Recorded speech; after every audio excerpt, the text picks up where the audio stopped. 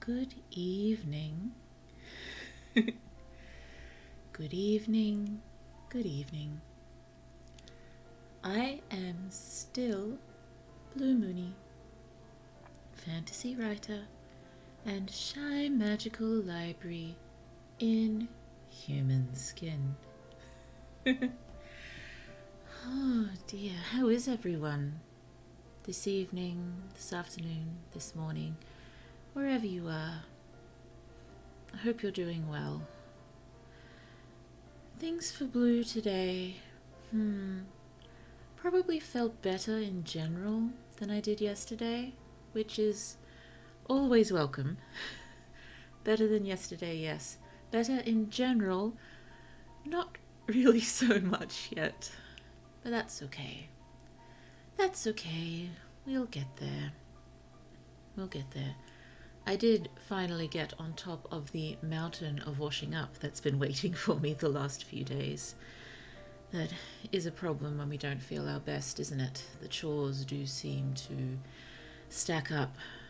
And although I imagine it presents problems to almost everyone at various points, it, yes, presents some to me fairly quickly in that my environment levels just plummet when the washing up has not been done. So, enduring very low environment levels as well. Oh dear. So, today's stream, 10 things Blue almost always includes in her stories. I was trying to think of my midweek stream last Saturday and Sunday because, I needed to know what I was doing before I could release a schedule, and I didn't feel quite up to continuing reading The War of the Worlds yet. We may continue with that next week or the week after. It's an old book. It'll wait for us. I don't think it's impatient at all. But yes, it did take me a little while to think of this. I probably should have thought of it sooner, as it's actually the basis for a blog post I did quite a number of years ago, long since removed from the internet. But yes, a random thought of things that I tend to include in my stories. And I guess how I got along to thinking of this was just wondering about the calling cards that authors tend to have. I mean, probably the most obvious sort of calling card authors have would be their writing style, really. Word choices and, favoured sentence arrangements and sentence lengths and just every little writing choice that sort of goes together to give authors their very distinctive style. But yes, I thought that's probably not the only calling card that lots of authors have, because I imagine many authors there's a few little things that we have that we just tend to sprinkle through the majority of our works for various reasons. The most notable one being we just like the stuff, so we tend to write about it. Or if we're thinking of something random to add to this, like, oh yes, let's pop this in there, just because it's very me. It's something I like. And I suppose it's kind of a nice thing for your writing to be recognizable as, yeah, Blue wrote that. I can tell. I mean, not predictable, not boring, but just, recognizable it makes it sort of familiar. It makes it familiar. Makes it feel maybe even a little bit more personal. I don't know. In any case, I have a few of these calling cards, possibly more than 10, but 10 is a good number, very round and sturdy. And if I think of any more by the end, I will of course add them on, but I do not wish to mess with the title being 10 things. You'll also see I did throw together a PowerPoint as best I could, given I have not actually used PowerPoint very much ever. I somehow avoided avoided using it through most of school, so far as I can remember. I think if PowerPoints were ever involved, I always, prepared the hard copy of the assignment and someone else took care of the PowerPoint. But I did my best. I relied very heavily on the design feature, but the lovely library background that I tend to use is there, and also ripped paper, which is a thing that I like. It also seems to pop up occasionally in my stuff, or at least in my thumbnail-y stuff, all through my NaNoWriMo streams. There was ripped paper on the thumbnails. King Theseus, hello, how are you? It's so lovely to see you. I hope you've been well. I've been better, but I've also been worse, so we shall continue with as much energy and gusto that Blue can gather about her in this situation. Alrighty. I'm guessing we should probably make a start. So, the way this will work is I will go through each of my calling cards one at a time, and we'll just have a bit of a chat about it, and I will do my best to remember all of my stories that these sort of things appear in without giving too much away for the stories. I've been going to sleep earlier lately. Oh, that's good for you, isn't it? That is good for you. You need more sleep. Sleep can be an elusive thing sometimes. You have to grab what you can grab. No. Remember, VODs are always there as well if you're interested. I know it's sometimes not always so fun when you can't have the back and forth banter, which is always fun. But VODs are a nice thing to have there. Yes, I suppose, yes, I think I'm similar in that, I have a little bit of difficulty watching the VODs for the VTubers that I like. Because I think, as I've mentioned before, if I start watching, I feel like I have to watch the whole thing and wait. If I really like this streamer, I have to stay up to date with everything they're doing, and I'm never going to catch up, and the panic sets in, which is probably one reason I don't really watch the VODs. And I only, when I'm able to and something pops up, I'll watch someone live. But yes, I don't really catch the people I like nearly as much as I'd like. Oh well, that's okay. We're always here when we can to support the people we like. I'm sure that's all everyone expects of us. That's all anyone should expect of us. Time zones suck. Indeed they do. It's a problem. My time zone is actually going to be changing, I believe, at the beginning of April, because daylight savings stops, so I'll be going back to Australian Eastern Standard Time, which if I keep streaming at 10 and I just go at 10 for Australian Eastern Standard Time, I think that'll bring the stream forward an hour for everyone. I think I will have to look it up and check, but I'm pretty sure it would shift the stream forward an hour. Oh dear, probably shouldn't say that without looking it up, but I'm pretty sure that's what'll happen. But that's not until the beginning of April anyway. I suppose what might eventuate as well is that I might be able to start streaming earlier for me, because it will be winter. And the small one may be able to fall asleep sooner because it'll actually be dark when I'm trying to put her to bed. So yes, we'll just have to see what eventuates with time zones and stream times and what works best. Alrighty, shall we jump into my first calling card? Let's go. Ensemble casts. Nice.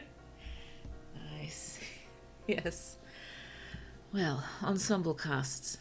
This particular calling card is probably a prime culprit, aside from, many others, as to why it takes me so long to write anything, because I can never just focus on one character and have them sort of the main big the main big sort of driver of the story. There's always more going on and more people. I'll be lurking. Have a good stream. Thank you so much. It's lovely that you're here. I shall do my best to enjoy the stream. I'm sure it won't be too hard. But yes, ensemble casts. Also, I tend to I like writing relationships and I like writing banter. And you know, you can't have much of that unless you have a fair number of characters to play with. And I don't know, it's just always it always happens whether I mean it to or not. The cast just keeps building and building, and it gets more interesting the more people are in it, which, you know, is interesting coming from me, given I'm not actually very much of a people person. Not sure how many of my characters are either, but these are good people. Good people. Good ensemble casts. Yes, let me think. My main magical project, of course, has an enormous cast. I mean, we only start off having points of view from how many characters? Throughout most of the book, it's just it's mainly the one character, but another one pops in, a villain pops in with a few POVs. And then right near the end, you start to get one or two chapters from other characters' points of view. But after the first book, we're going to get more and more characters coming in and making their mark and being very, very integral to the story.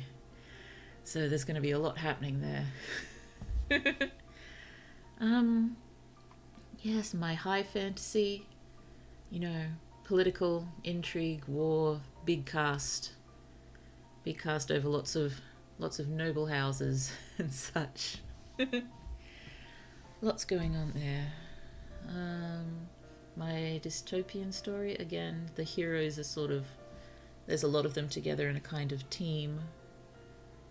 And yeah, they're always doing their stuff together.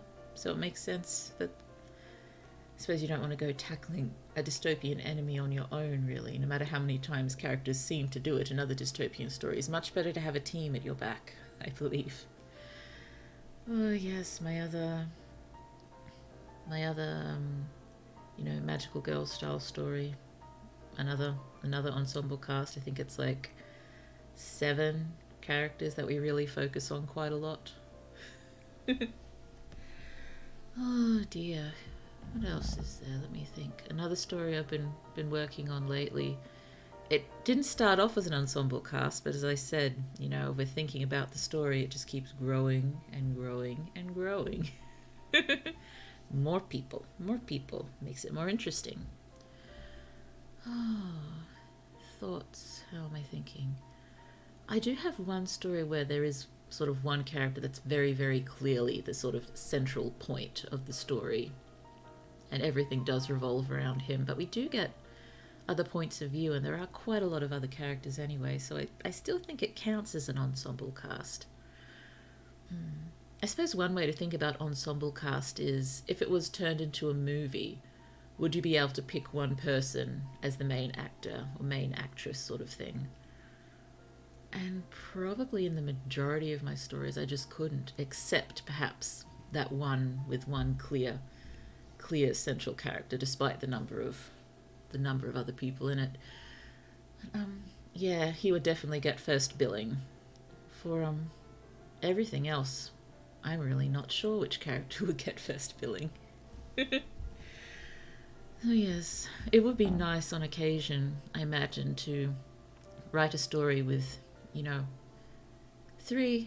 1 big character, 2 smaller characters, and everyone else just doesn't really matter. They're just sort of floating there.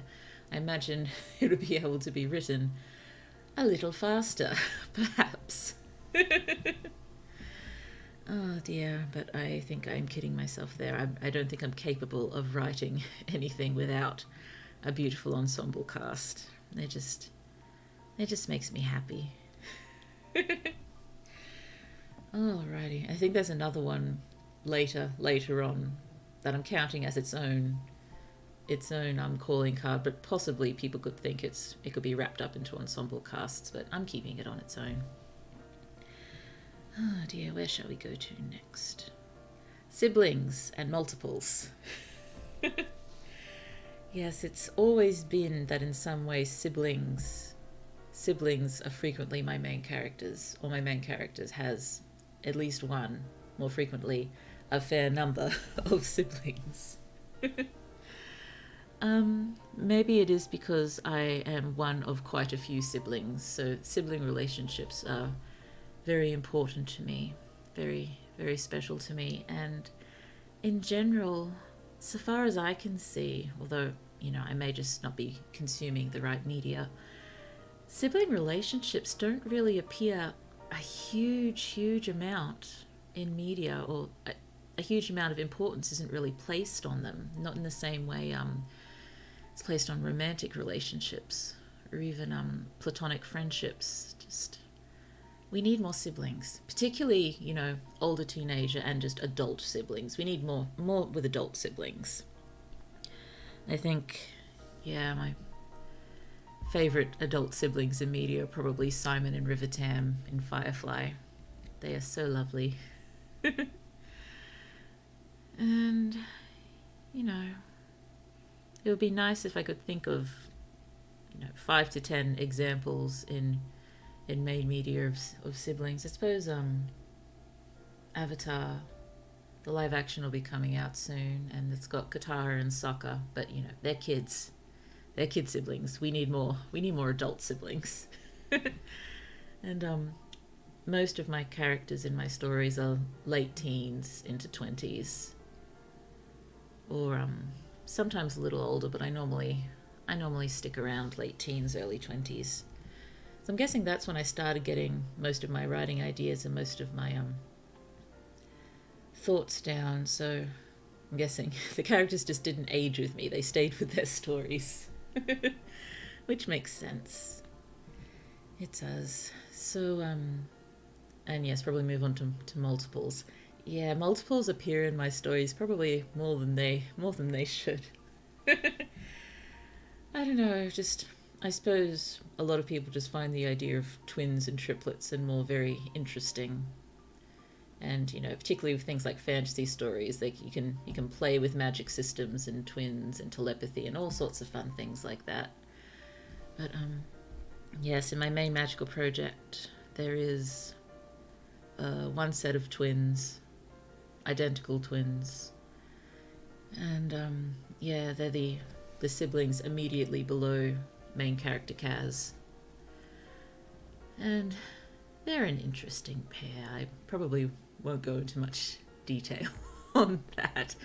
This isn't a stream about detail for stories, sadly. I guess I'll only be really comfortable getting into story detail once I am releasing things.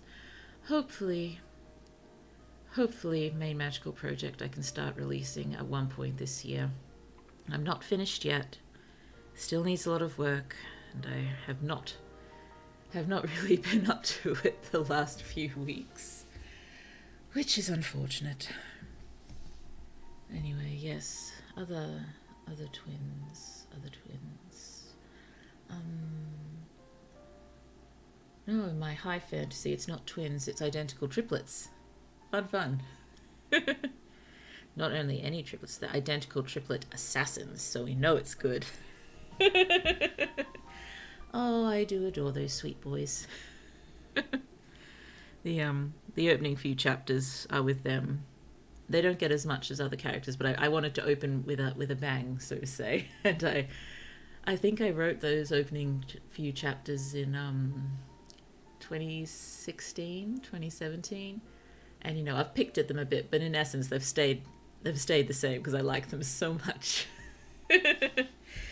It would just be nice if I could finish the rest of it.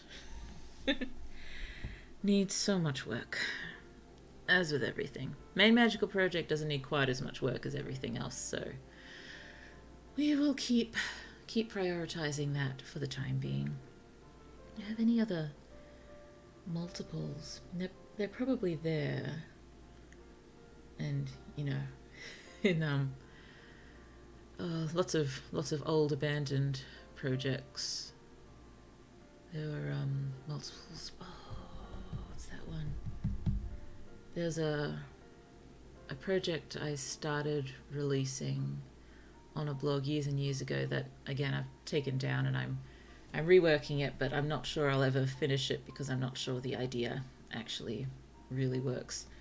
But yes, I suppose I can say this. It's a little icky maybe, but yes, reproduction in this world is generally done by, creating the embryos and inserting them into pigs and having the pigs birth them, and they normally birth a very, very, very large number at a time. So I guess that technically counts as multiples.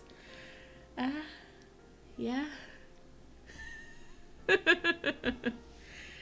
Yes, but none of them are actually raised as siblings. So you sort of know you've got a bunch of people that were born at the same time as you wandering around, but you don't generally know any of them. And so it's not so unusual to run into identical people and just think nothing of it. Oh dear. Yes, don't know if I'll keep going with that story. It's I do like it, and I have thought about it a lot over the years, but I think the central idea just requires some serious overhaul. And oh dear, I have to learn how to prioritize. But yes, siblings, multiples, appear all the time in my stories. Yes, should probably move on. Next one. Cats. I like cats. In fact, I'm not sure I will release a single story that does not feature cats in some sense. And I will probably make sure that I don't. Must pay homage to my lovely cats. My shapeshifter story, he can shift into a giant cat or a lion, forest cat, forest lion. And that main character's name is Tom, and I did name him after my cat at the time. So even though I need to overhaul the names in the naming system, he'll stay Tom, because I can think of another name that Tom can be a diminutive for instead of Thomas. He'll probably be Tomlin or something sweet like that, but he is Tom. And main magical project, of course, there is our beautiful space cat mentor. And although she technically isn't a cat and does not appreciate being lumped in with cats or compared with cats or called a cat or treated like a cat, she is, by appearance, almost indistinguishable from a cat. So it's difficult not to want to give her ear scratches and such, which Kaz, he does battle with the impulse for a while. I mean, he is a big teaser, so sometimes he does it just to tease her, but, he does try to respect her boundaries a lot of the time. More kitties. Well, in my dystopian one, there's probably going to be a lot of stray cats wandering around. So we can mention our nice main characters trying to take care of the cats as well. Which also happens in Main Magical Project. A lot of cats just wind up in their apartment because they're a family of softies who love cats. So they look after them and try to find them homes, despite the fact that it is a very much no pets apartment. Mum is a very, very meticulous cleaner, so she can keep the smell, the hair, everything, get all of it out by the time the landlord comes to check in. Oh, dearie me. Sorry. Oh, I figure in my high fantasy a few of the nobles will have some lovely cats for pets. And I think it's actually wolves that pop up a bit more. Animals in general are mentioned a lot in this because each noble house, each noble clan has an animal sigil Just trying to think of. I don't think I actually gave any of the main houses a cat or a big cat. I know some of the smaller ones, a wild cat or a big cat might pop up. What are the main houses? We've got I'm calling it a frost owl for the current royal house. We've got osprey for sort of the opponent noble house.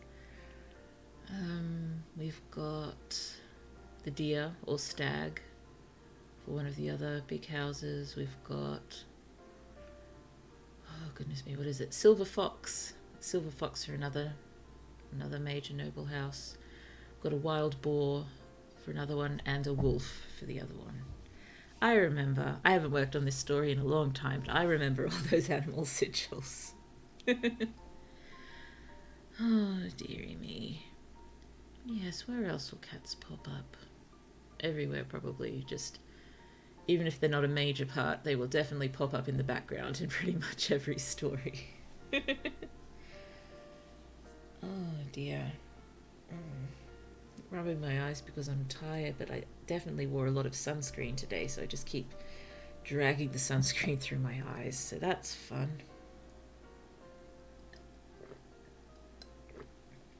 Sorry.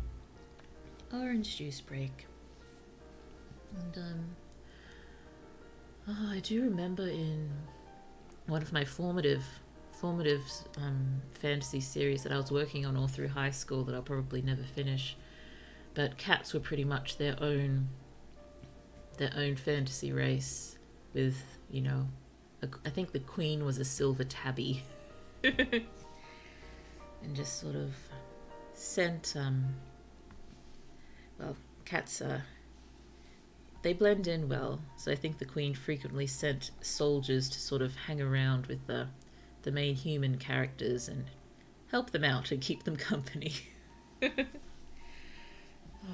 don't think I'll go that far in my new main fantasy, but we shall see. We shall see. Oh dear. What is next on the list? Idols. Pop idols, virtual idols. They appear a lot. That's probably a more recent phenomenon. But,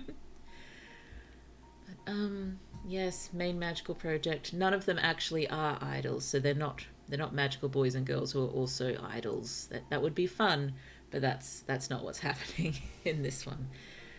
No, Kaz and one of his siblings are very big fans of a few virtual idols, and yes, his sibling likes to do likes to learn dances from idol music. Combination of both. I don't really know what I'm calling them yet. There's the virtual idols and the live idols, I guess. Don't really want to call them flesh idols. That sounds a little nasty. But yes. So Kaz is frequently listening to idol music, or watching them game, or listening to them game while he's on the train. So if he ever needs a distraction, he's usually popping something like that on. Otherwise, they don't pop as a sort of majorish thing until probably a few books down the line, when we start to get to know one of them a little bit. Again, not a major part of the story, but some fun subplots maybe. And in my dystopian story, one of the main characters takes it upon himself to become sort of an idol to keep the people happy in their horrific situations. And he gets very good at it. And so it's even in the first few opening chapters, him sort of preparing for concerts, and managed to get enough people to help him that they can set up stages on top of buildings and actually have lighting, have to rig it and figure out how to make it work themselves, because there's no such industry or anything. And I believe he is tolerated by the oppressive regime to an extent, but he is very, very high on their list of undesirables. he has to, you know, he tries to put as much, you know, rebellious stuff in his music as he can, while still, you know, not getting himself arrested. It's a fine line. He hasn't managed to get himself arrested yet, but he has been sort of dragged off stage and given very, very serious talking tos. Yeah, he's a good kid. Actually, apart from maybe Kaz, this kid, he's called Vivian at the moment. He is probably my favorite character that I've written besides Kaz, because he's really interesting, or at least I find him really interesting.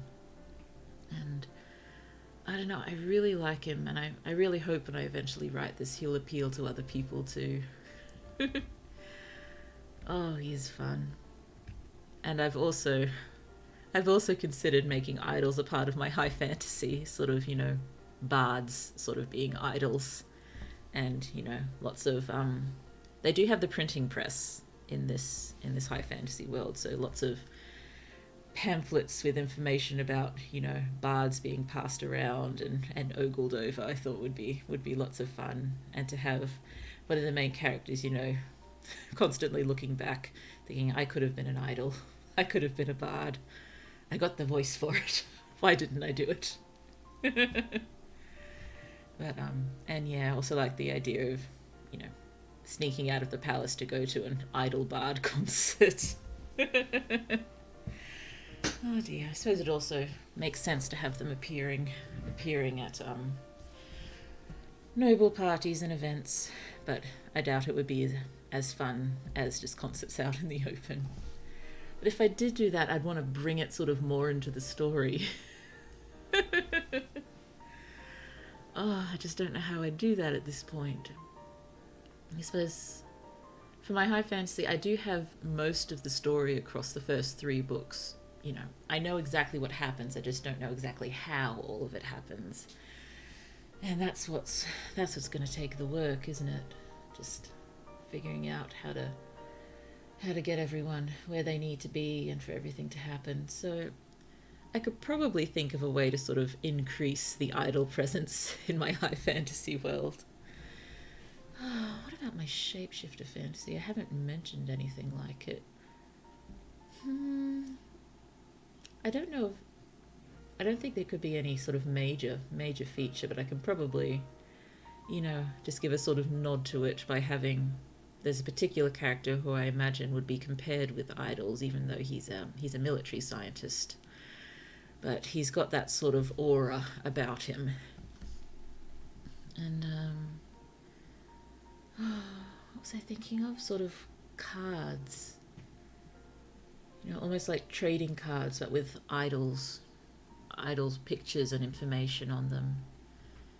And if that's a sort of thing in this world, and possibly because this is set maybe 300 or so years after my high fantasy, yeah, if the cards are sort of come after, or the sort of pamphlets and everything that used to be passed around about idols, that could be fun. Oh dear. And in my other Magical Girl style project, again, they are not idols themselves, except maybe one of them was on the path towards becoming some sort of idol. At least it was in the music industry as it is in this world, which is, I mean, all industries are a little odd in this world.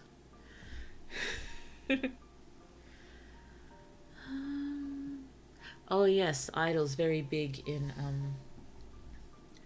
a new one I've been thinking of. It's so difficult to talk about this without giving details, because you're just hearing, oh, in this one story and in this other one, without knowing any details whatsoever. But I imagine it could be fun in a few years' time if I do manage to get anything written, and if anyone jumps back to this VOD, you might be able to piece out which stories I was talking about.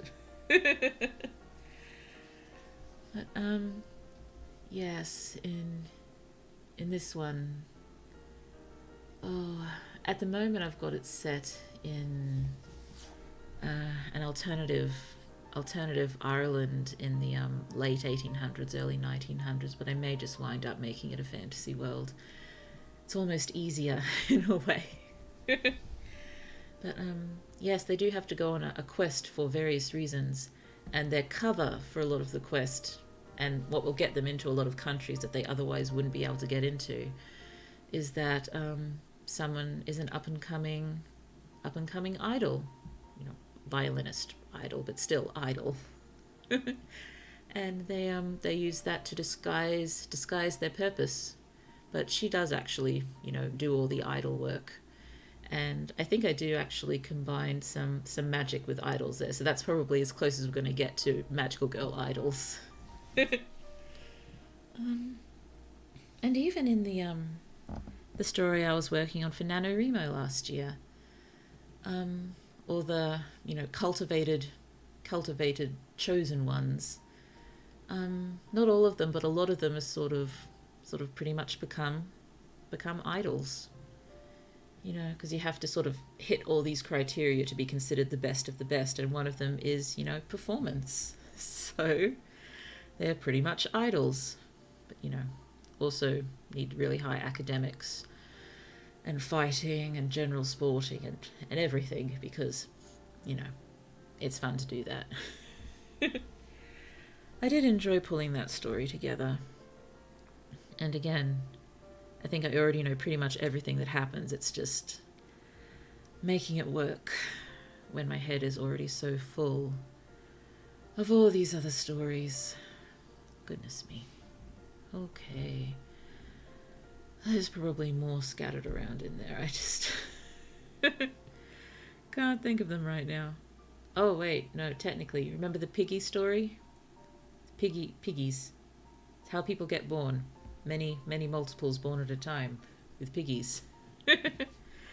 But, yes, a few people, well, they're not even considered people. They're considered a completely different race. I think they're, at one point I had them goddesses, at one point I had them angels, probably be angels, and they're pretty much idols as well, and a bunch of kids are sort of assigned to looking after them, because, well over half the time they're sort of frozen on shelves, and they're sort of taken down one at a time to be fawned over for various reasons, and then frozen again until they're wanted again. Yeah. So yeah, that's pretty much counts as idols too. So maybe it's not an entirely recent phenomenon. I started writing that one a long time ago. Oh dear. I mean, lots of idol culture throughout my stories, even if it's, the idol culture is warped to suit the culture in the fantasy world I'm currently working with. Oh dear, I forget what order I put these in. Let's see what's next. Color coding. I love color coding. Even when I don't intentionally do it, again, it happens. Probably doesn't pop up quite as much as a few other things, because there's only so many situations where you can really have color coding without people thinking it's just a bit silly. But high fantasy, all the noble houses, every single noble house, and there's a lot of them, have their own color combination. They have their sort of main color and two offsetting colors. Let's see if I can actually remember any of them. Oh goodness me, I don't think I'm going to remember much except the main colors. The main noble house, the royal house, is red. The sort of opposing one that would like to unseat them is purple. Oh, what color is the fox house? I think it's dark blue. And the stag house is green, and the boar house is yellow, I think. And the wolf house is black. But there are so many, I think I called them lesser clans, which, they may not particularly like, but I think I'm still gonna call it that. But the only one I can remember off the top of my head is the main character's, because she's from a lesser house. And hers is sort of, the sea blue, the teal.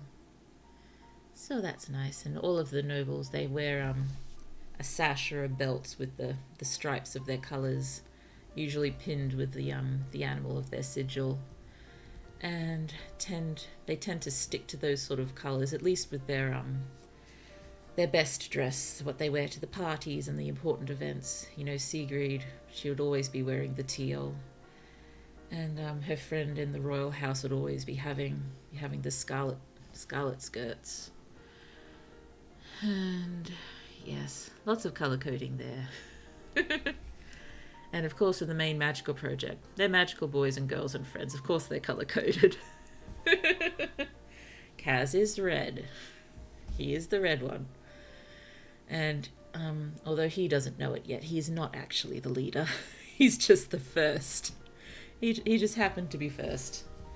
But no, I prefer with magicals. I know some people say red has to be the leader in magicals. I prefer pink.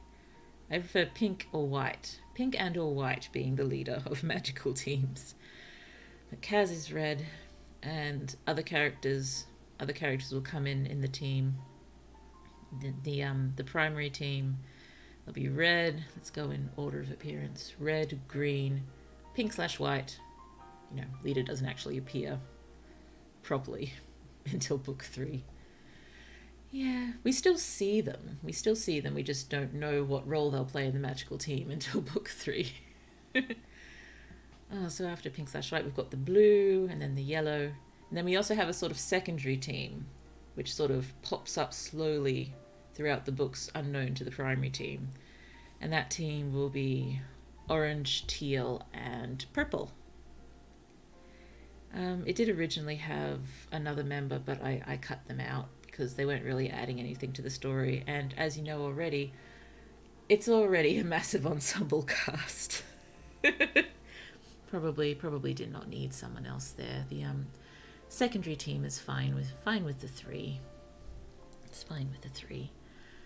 And yes, in my other magical girl style project, again, of course they're color coded. They're styled after magical girls, and all the best magical girls and or boys are color coded. Oh dear, what are all the colors in that one? It's been so long since I've worked on that. I'm not sure I actually remember the colors I gave everyone. I know pink is the leader again. And I kind of like in this one, you know, the leader, we do have her being the main point of view for a while, but for most of it, but she's not actually the main driver of the story. That's a different character who is not the leader, but he's the one who sort of brings them together. Oh dear, I do like this story. I hope I can write it one day. That'd be nice. Oh yes, my dystopian story. I probably will not have my main magical project without my dystopian story. Because that one definitely came first. And yes, I doubt I would have thought of doing a fic version of the original source material that I was consuming at the time, had I not been working on the dystopian as well. So we've got, well, at least I have a lot to thank it for. But again, although they are not magical, they are a team of people who fight evil, and so they are sort of magical adjacent. They are very skilled at what they do, and they color code themselves to just sort of, you know, see who each other is at a distance. And it also starts to sort of become their calling card, and people start to know them by their colors and love them by their colors, and, you know, spray paint things in their colors to stick it to the man as such, or the train, as the situation may be. It's an oppressive locomotive regime. Yes, the trains are not very nice. But yes, I know all the colours for this one, don't I? There's sort of bright blue. Oh, actually, I think we're actually run pretty close to rainbow here, don't we? We've got red. Yeah, red, yellow.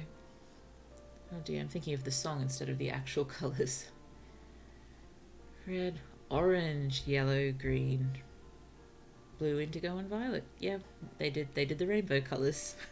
That makes it easy, doesn't it? Makes it easy. I think I have sort of swapped around who gets what colour now and then, but I think everyone's got the colour that suits them the most now.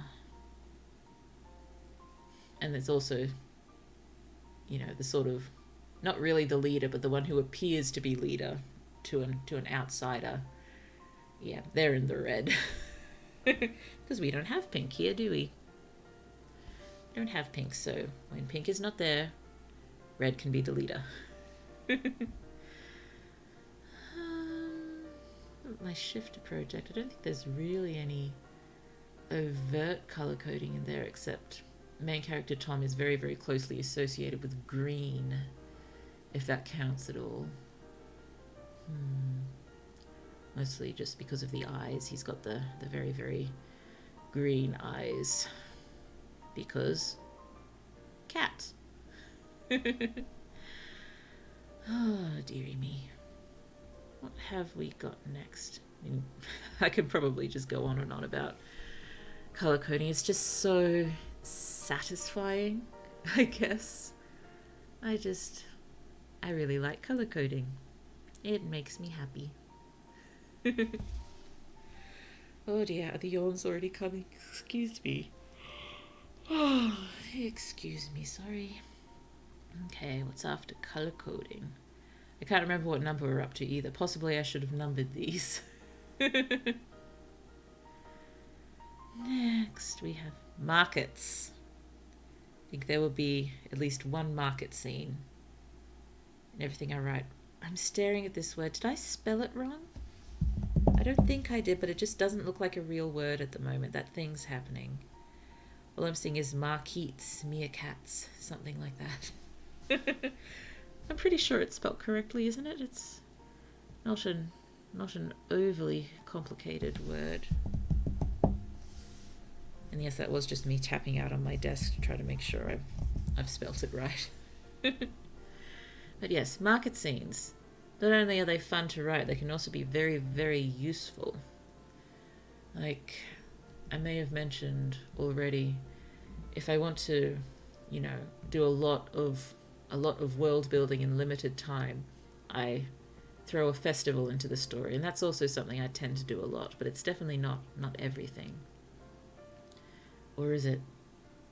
Possibly festivals should be on this list too. But, yes, markets.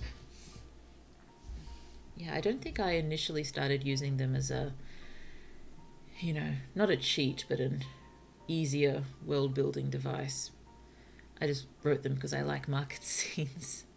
They're good for immersion. Because there's so much to see and smell and hear and taste. There's just so much for all the senses in a market scene. So, yeah, they're normally fairly easy to pop in there because in most environments you could set a story, it's very easy to just say, there's a market here. They do markets on this day. They do markets at this time, festival, special occasion, markets included. And yes, you can show an awful lot about the world you're in through the markets by, the food that's being cooked there and the spices, the music that's being played. You can use that as an opportunity to describe the type of music that your world's got. We've got dance, if there's any traditional dance, or fighting, if there's any traditional fighting styles being done at the markets. But I think the big ones probably food and clothing and just general things that people in this world tend to use that are sold at the markets, and you just mention those as you're walking past. It can also help sort of build actual location. So if it's a seaside location, lots of shell related products or more fish than anything else. And if the people, if it's clay beads or glass beads, you can get specific about these things, and it can really, it doesn't take too long to get specific about these things in markets as well. So it's really useful. And again, market scenes are just lovely, lovely to write. When I was still reading the books by the Wizard Lady, which is a long time ago now, the Diagon Alley chapters, I just remember I used to go back and read them over and over and over again. I'm guessing it's the same sort of thing as the market. Very, very immersive and really got you into the world very quickly. But I very much enjoyed reading that chapter over again. Yes, Main Magical Project. There's mention of market in the very first chapter. Yeah, it's the what is it? The street market that a lot of people just do their normal groceries at. And he buys some, what is it, sticky syrupy rice cakes on skewers to take home as dessert. What else is mentioned? It's pretty much just food mentioned. There's grocery sort of items at the stalls, but also, just yummy food. What's actually mentioned? Do I remember? Remember protein buns are mentioned, so like steamed buns with the protein, various protein in there.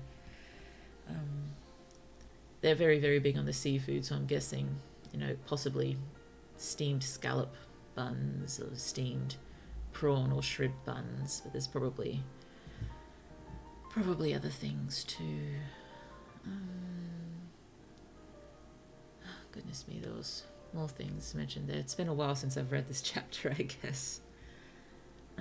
In the Shifter Project, again, it's not near the first chapter, but a few chapters in, quite a few chapters in, there's a lovely market scene, which I think at one point I lost altogether by accident and had to rewrite. But I think I remembered most of it.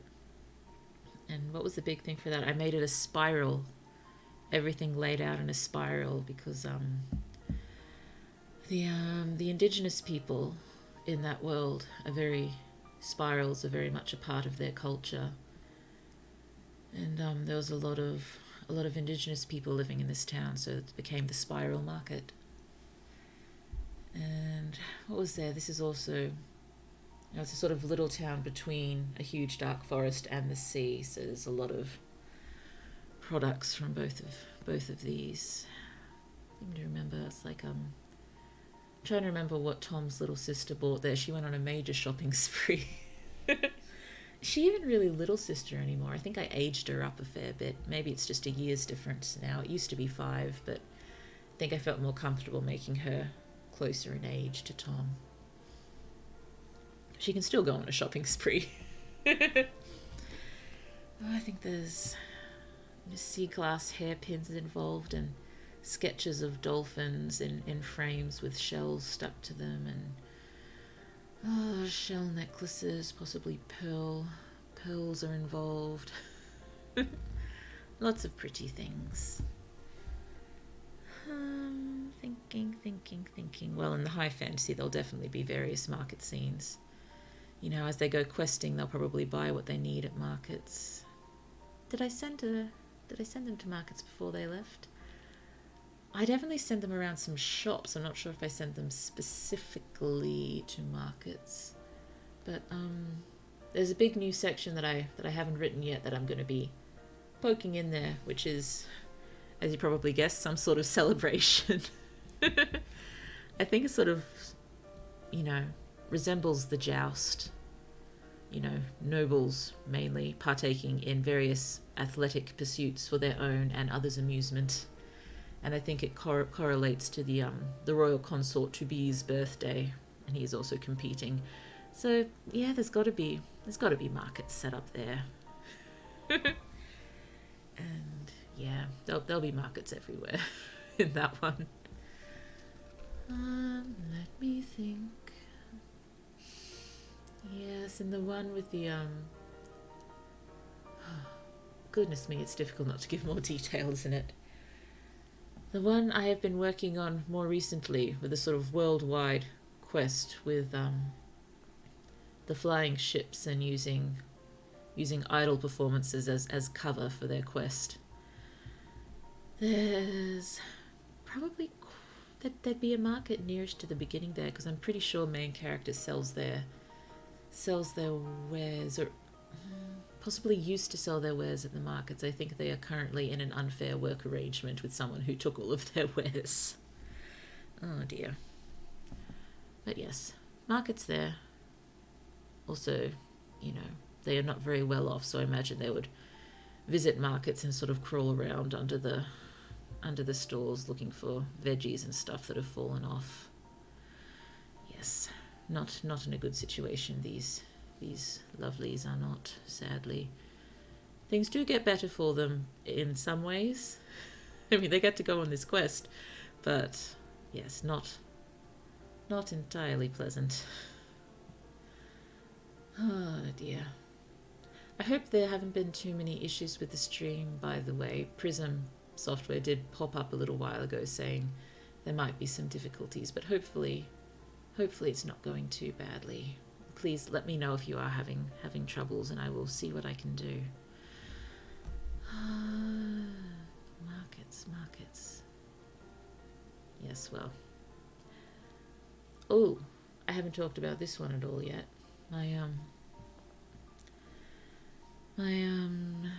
The short story series, or short story, at least one of them is novel length, that I released ages ago but have since taken down, and am considering renaming the books and most of the characters to sort of try to release it again with as few connections to the previous version as possible. But this is actually from one of the books I haven't finished yet for it. Again, it's big celebration. But an awful lot of stalls involved, so I guess that counts as markets.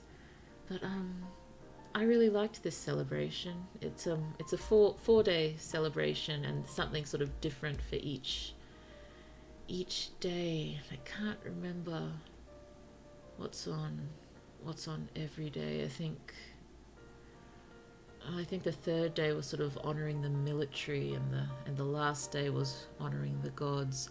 But on either the first or second day, I can't remember which, there are massive markets set up, just completely loaded with food, and it's all free. It's a feast provided to everyone, and everyone sort of goes with as many containers as they can to fill up as much as they can to put away. That's mainly the people who aren't so well off. The people who are better off, they just gorge themselves at the particular day.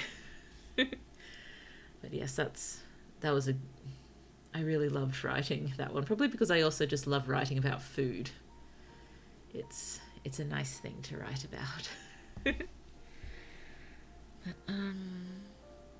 yes, it's also a good way to sort of try to show the difference between I've called them the 4 free areas at the moment. They will have other names, but I'm going to have to change them, so I'll stick to the 4 free areas, roughly divided north, south, east, west, because it's simple and it works. But very, very slight differences. Well, slight differences in cuisine between west, east, and south. The north is a little different. But yes, I think I wrote that scene. It is with a child. I think she's 12, and they're not in a very good position. So she is trying to sort of store up as much healthy food as she can to freeze for the future. Oh dear, but I just thought that was a very nice thing to do for a celebration. I'm not sure how pleased the government is to do it anymore. I think it's a holdover from quite a long time ago that, I take it a lot of people probably in the government are trying to stop, because I imagine it is incredibly expensive. I think the temples would donate a lot, because the temples are very, very well off. They have a lot of funders among the rich of the people. And the temples in general are actually pretty cool. They like offer free education to pretty much anyone who wants it. And, you know, I think I did think to myself quite a few times, if I could work or live anywhere, I would want to be a lifelong acolyte at one of these temples. I wouldn't want to become a priest, but the acolytes seems a pretty good gig. Very cozy, everything you need, peaceful, living somewhere nice with other nice people. It's just very pleasant, very pleasant. I am more and more tempted to fix those stories up because, you know, there's quite a few of them written, and well, they will take a lot of overhaul to sort of bring them up to scratch with how I want them to sound now, because I'm not an enormous fan of what my writing style was back then. And I have actually already fixed up the first one. I think I finished fixing it up middle of last year with some sort of hope. I don't know. But, yeah, I mean, I'd have to go through it with revised character names and place names and such, and I'd have to rename it. Good morning, Crater Fish. It is lovely to see you. I think we're roughly halfway through the list now. When I reach the end, I might just run back through them again so we can all see them. But yes, just been jabbering on about how each of these things pop up in my stories, but still trying not to give much detail about the stories, which makes it, you know, it's fine for me, but it's probably very, very confusing for all of you. So feel free to let me know if and when I'm being confusing, and I'll see if I can give a bit more detail. But yes, I've probably spent the longest on markets now, because it is just such a good world building tool, and they're just fun to write. I love the markets. Hi, hello Elfie. It's so lovely to see you. Lovely to see you. Yes, I've just been rambling on about some of these. Yes. You appreciate how good markets are as a world building tool, don't you? Markets. They have almost everything you need to just sort of, you know, quick draw your world building if you have to. Got to leave school early. Oh, is that, you know, good reasons or bad reasons? You're not ill, are you? Good reasons? I hope it's good reasons. But yes, markets and festivals and all those sort of things, it's I don't think I lean on it too heavily to sort of get my world building out, but it's just a nice way to do things, I think. No, not ill. Thank goodness. Sorry, worried for a moment. It's never good. Never good when people are ill. I'm very glad you're not ill, in case you can't tell. Oh dear. Markets seem like a good gateway drug to making an economy with my brain. Well, just don't spend too long at the markets. Just get in, get what you need done, and get out again. You can just sort of pass through during the plot line. They don't need to be a major part of the plot line. They're just there because it's sort of natural for them to be there as well. And I suppose, particularly if you're writing speculative stuff, well, at least in my case, I like my speculative fiction to be as realistic as possible.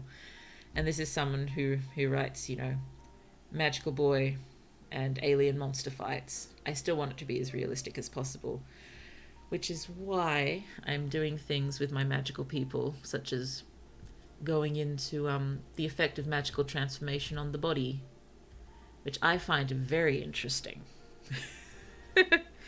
And it sort of becomes a major point in the books, which I'm glad. I wish more magical boy girlfriend stuff went into, you know, the effects of magical transformation on the metabolism sort of thing. Oh, I've never world built a market for some reason. Oh, I highly recommend it. It's, you know, again, it's not even something you need to spend a huge amount of thought on. If they're just markets are a normal thing to have around, and you just throw in the you know, what kind of music is playing, the smells of the food that's being cooked and what's being cooked, and the clothes that are being sold and other items that are being sold. It's just a lovely way to sort of get a lot done quickly. Body horror? Was I talking about body horror? My mind has just... Whoa. I don't remember body horror. Can you refresh my memory? Oh dear. Oh dear. Well, maybe it's better if... Oh, referring to magic's effect on the body. Not quite that bad. Not in the beginning, at least. But I just mean... You know, what were my thoughts? Magical transformation, you know, sort of raises you to a state sort of demigod-like, at least in this story. So you can still be killed, it's just much, much, much harder. And in that state, it's got an incredibly fast metabolism. And so it just eats through all of your stores really quickly. So if you de-transform and you haven't eaten properly, you faint. Your blood sugar is ridiculously low. So there's a lot in book 1 at least of Kaz needing to learn to eat properly and always, you know, keep his blood sugar up just in case he has to transform, which could be at any time. I make magic systems that cost money, but I can't have unrealistic ecologically. Ooh, okay, magic systems that cost money, that's really cool. I like that. Ah, yes.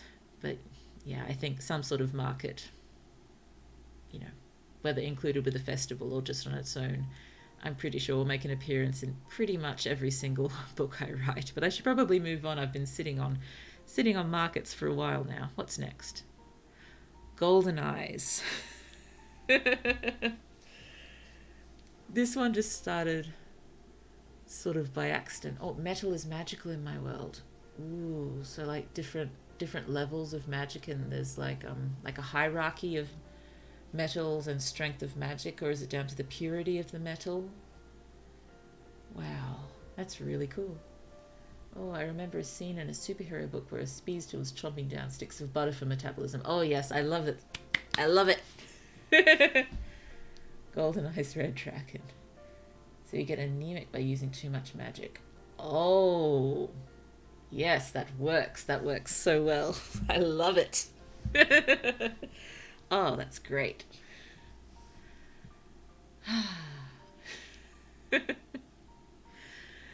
But yes, similar-ish things, but just with the blood sugar there.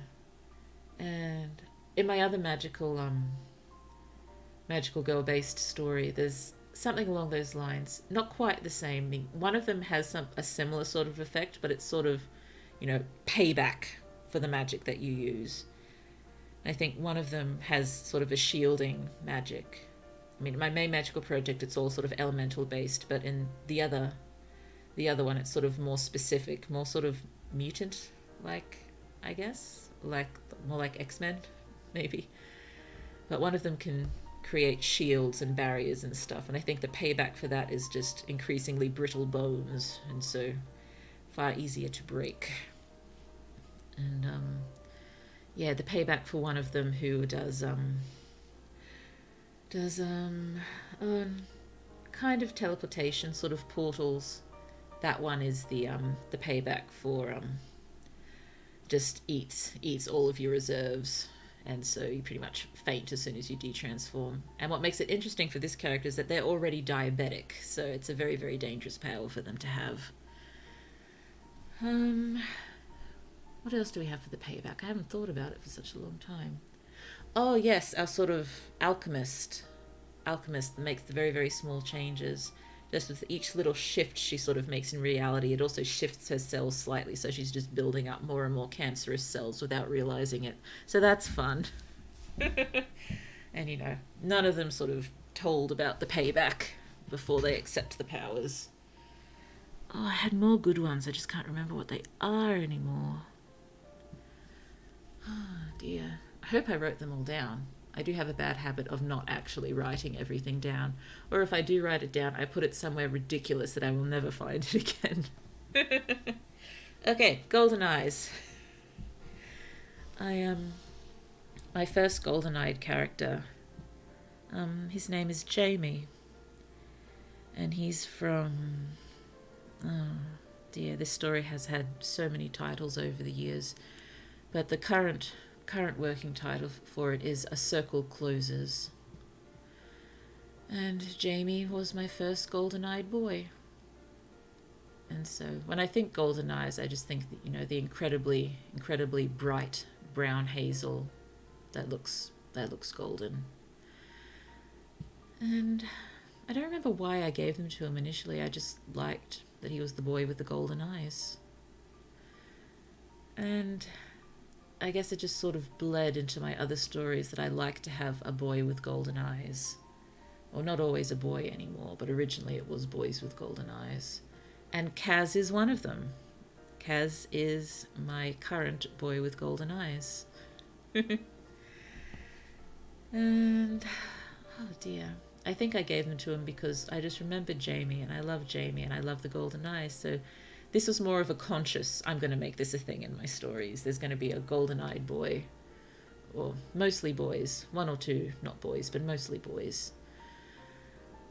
So we've got Kaz and we've got Jamie. A character in the story cycle that I was talking about before. They have the golden eyes. I'll be changing their name, but originally they were called Darren, and Darren has the golden eyes. I think he originally had a different sort of interesting coloured eyes, but I brought it back to gold. It makes me happy. And yes, I'm not sure Tom really counts as a golden-eyed boy because he's got the really bright green eyes, but he does have the gold flecks. And I know I'm sounding seriously YA author with the weird eye colours. I've been seeing more of that popping up because I occasionally get YouTube videos with writing advice and stuff recommended to me for clearest reasons. I don't really watch them much because, as I've mentioned, I have difficulty taking writing advice when I probably shouldn't. But one of them was "Don't do this," and it showed the picture of, you know, one coloured eyes with a different colour sort of flaring out around the pupil.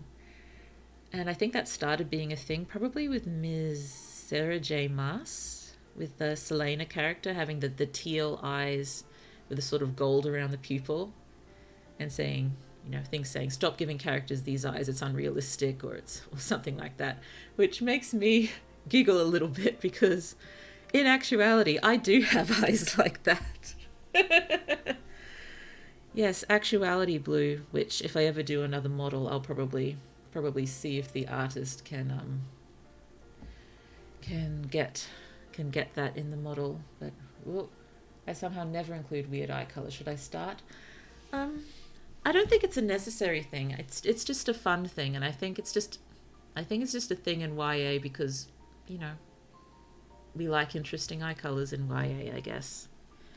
And I'm guessing some people think it's overdone.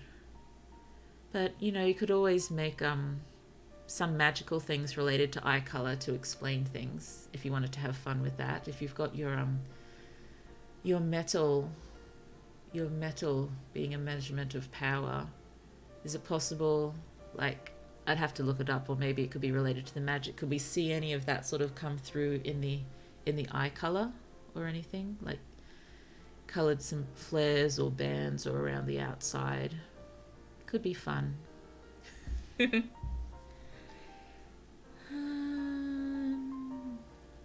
But yes, my actual eye color is sort of grey-green with a pale sort of goldish brown flaring out around the pupil. So, yes, people are being told not to include my type of eyes in their stories anymore because it's unrealistic. The small one actually has similar eyes. Hers are far bluer than mine, but she's also got the paler, very, very pale brown around her pupils. In fact, it's so pale sometimes it almost looks lighter than the main eye color, so it looks quite cool. It looks really cool, actually. Okay, Blue's a YA character. Well, if I'm a YA character and an SCP character, that's putting a bit too much responsibility on my plate, isn't it? And no, I suppose nobody actually wants to be a YA character, do they? They just go through so much terrible stuff. Why aren't the adults looking after them properly in their stories? They're always so useless. Useless adults in YA stories. I suppose they need to be for the actual YA characters to get stuff done, but it'd be nice to have an occasional adult who is not completely useless. Maybe magic makes you lose pigment so your eyes slowly turn red. Ooh, that's cool. Meanwhile, I have brown eyes so dark that in some lights it looks continuous with the pupil. Oh, that's always gorgeous. One of my siblings has eyes like that. It's just so lovely. Ooh, my eyes are just... It's not just some greyish turquoise. Greyish turquoise is beautiful. Greyish turquoise is lovely. That's like, you know, stormy seas with still a bit of sun poking through the sky to light it up just a bit. It's gorgeous. You're never just. You are never just. But yes, with the golden eyes, they probably won't pop up in every story, but you know, I'll probably find someone in my high fantasy to give them to, just for a bit of fun. Wow, you're very specific. That was just off the top of my head. Thinking about eyes is a good gateway drug to thinking about genetics of weird eyes. Indeed. Oh dear, speculative fiction and genetics. Such fun. But yes, that's a rabbit hole. If you want to actually get your story done, maybe avoid tumbling down that particular one. Oh dear. Magic and genetics is such fun to think of. I mean, I should probably think about it a little bit more for my main magical project. Because, yes, it could be very important to determine whether you actually can become a magical person. Because it's not just anyone who can do it. There's a lot of people who can, but it's not everyone. And there's only specific people who can become specific types of magical people. And I think I'm fairly clear about how it works, but I think as we go on, you know, the magical, friendly alien people get more and more interested and want to know more about the genetics of their earthly magical soldiers, just to see how stuff works. Oh, game theory goes on about a rabbit hole about eye color falling down one. Yes. Well, game theory, film theory, food theory, all of them, they're just constant rabbit holes there. Oh dear, I still have some orange juice. Oh, genetics that I TA for, so sometimes I'm lecturing or whatever, and then my brain goes, what if this is full story? And I must continue without letting the voices interrupt me. You must be very talented. I'm not sure I'd be able to keep, you know, lecturing with that sort of thing going on in my head. Oh goodness me, if genetics is your thing, you've got to include it in your work, don't you? Oh, that's so much fun. I think it's, you know, I studied psychology and Japanese and biology in university, and probably the only things that I use the biology and psychology for is writing my stories. So 100% worth it. Mostly. Oh dear. But yes, so that's probably all of my golden-eyed people at the moment. There will be more. I'll make sure there's more. Wow, you're busy. Yeah, I probably should have studied, you know, writing, given that's what I actually wanted to do with my life, but as mentioned, you know, have difficulty taking writing advice. Plus there was probably that one, you know, I would have been told writing is not a career sort of thing, and I have difficulty sort of not doing what I'm, you know, not doing what I'm told. Double degree. Yep, double degree. And I was also a very active member of the university choir, so that took up a lot of time too. Oh, I might have a word for magic person translate to red-eyed in my Konglans. Ooh, that's a good idea. Wonderful. Yeah, this is cool. We can all give each other ideas and bounce off each other. That's a fun thing to do. Yeah, ooh, Sounds like a good gateway drug to thinking about fantasy racism. Yeah, that's another thing. Yeah. Yep. Goodness me. Oh yeah, that reminds me. I've been thinking about reworking the very first novel I actually finished, sort of. Not in any good way. Or was it the first one? No, it was my first NaNoWriMo novel. And, love the concept. Didn't wind up making much sense, but I can probably make it work. But, I originally did have racism being a huge issue in that one. But, thinking more closely about it, I am probably not the best person to write that sort of story. It wouldn't mean the same coming from me. And I can still, use aspects so long as I'm respectful and I do my research, and I will do that, but I think I will shift it away from racism as such to another ism, which I don't know the name for, but a bit more inspired by buraku in Japan, I guess. Not quite along those lines, but I just had the thought, if there was an old thing in their religion about, people being marked as being, what's the word, crooked or evil, and it sort of becomes a mark on their body. And you know how in genetics your little finger can be kinked or completely straight. I was just wondering if the kinked pinkies just sort of label people as, lesser citizens. It seems a little silly thinking about it, but, what isn't silly? Well, silly's not the right word, but, why racism? Why any of this? Why? It's just, I don't get how people think that it could ever be okay or, right.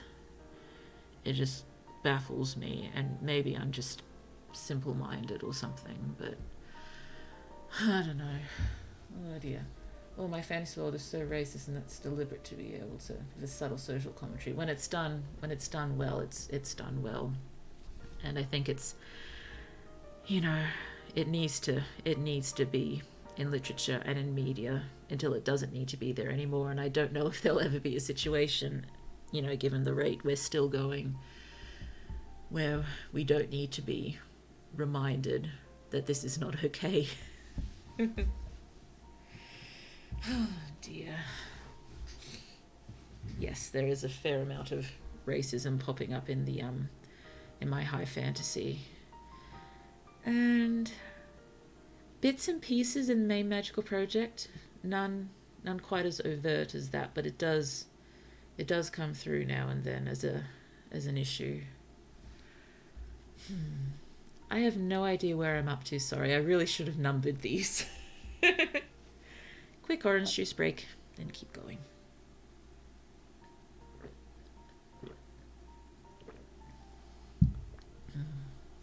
I should really get a little there's a little orange juice asset that I can keep at the side of the screen and just raise up while I'm drinking. Oh dear, what's next? Crane games. This one, in fact, has only actually popped up in 2 so far, but I thought it was a bit funny that it has. That so much so that I'll probably try to find, a way to have a crane game style game in my high fantasy or something, just for fun. I saw some old papers about that people are gay if the fold of their hands, sorry, it's under the heart. Let me get to it. Fold of the hands don't match up hard next to each other. That's so strange. I suppose it's along the lines of, when people, believe things like palm reading. It's weird. It's weird. But also, yes, another way to discriminate against people there, if you just, go to shake hand, but instead of shaking the hand, just hold the hand out and check the folds in the hand, and if you don't like the folds, you just shove them away and refuse to shake their hand. It's not cool. But yeah, that was the thought with the kinked pinkies. You know, you go to shake someone's hand, but if someone sees the kink, they may just avoid it. I think in this world it's illegal to do that, and all of this stuff is illegal, but it still happens. And you know, there's probably registers, and you know, kids are checked at birth and things related to genetics, because I think the main character has they're completely straight pinkies, even though in her family her aunt and her dad both have them. So yeah, I think there's a nasty situation at one point that we look back on in that, where you know, a police officer saw the dad's kinked pinkies and just assumed he'd kidnapped the little girl or something, which is, you know, reminiscent of some racist stuff that we know has happened. It's just, blech.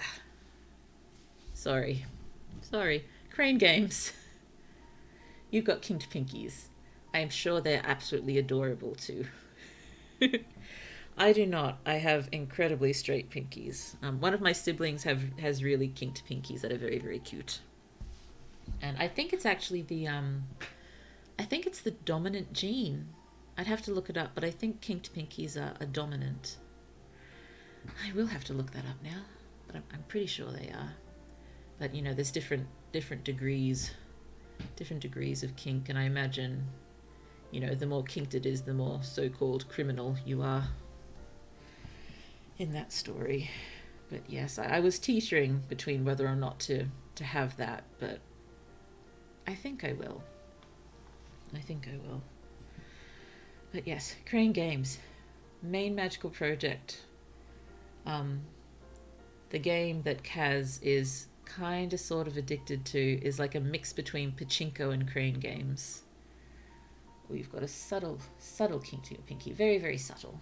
So in this world, you would probably be able to, you know, pass for straight.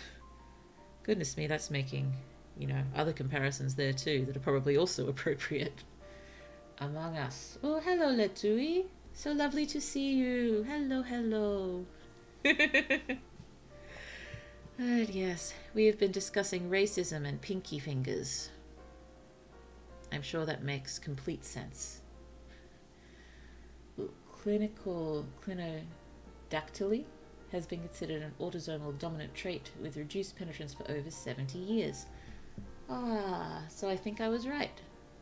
Pass for straight. Yes, I'll probably actually use that term because it's a little funny, but it does sort of, you know, it's the same sort of thing. A reason to discriminate, whether, you know, black or person of color or queer or any of them. In this case, you just look at someone's pinky finger, like, yep, I'm better than you. Bleh. But yes, the subtle kinks might be able to pass for straight. And I figure there's also, you know, expensive surgery or something to have them straightened.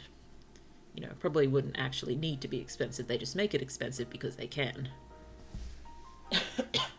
I pass for crate because I'm actually fish on the inside. Oh. Why is my immediate thought, we are all fish on the inside? Because I really hope I'm not fish on the inside. That would really ruin my day. Subtle kinks, Blue, come on. I was not thinking clearly when I said that. It's just a subtle kink. What's wrong with a nice subtle kink in your pinky?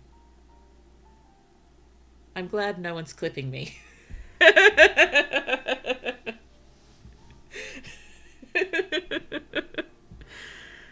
Oh dear. Yeah. It's late. Give me a pass, please.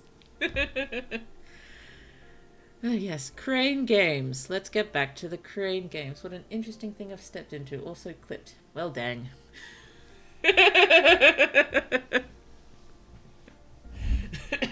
You're gonna give me a coughing fit. Blue has subtle kink for pinkies. Got it. That is not what I said. That is not what I said, and should you rewind the video at any point, you shall see that is indeed not what I said. Just look at me, completely not getting defensive in the least.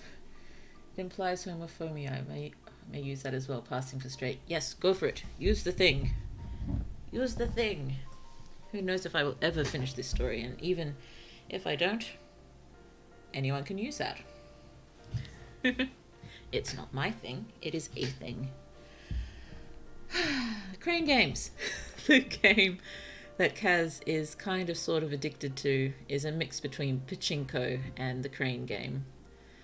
So I talk about it having, a drop dial and sort of using it to collect loot at the bottom of the screen, and it's sort of, that's all digital and on the screen, but you get the tokens coming out at the bottom to be your loot, which you can trade for prizes at the front. But they've also got more traditional crane games upstairs, which Kaz also likes.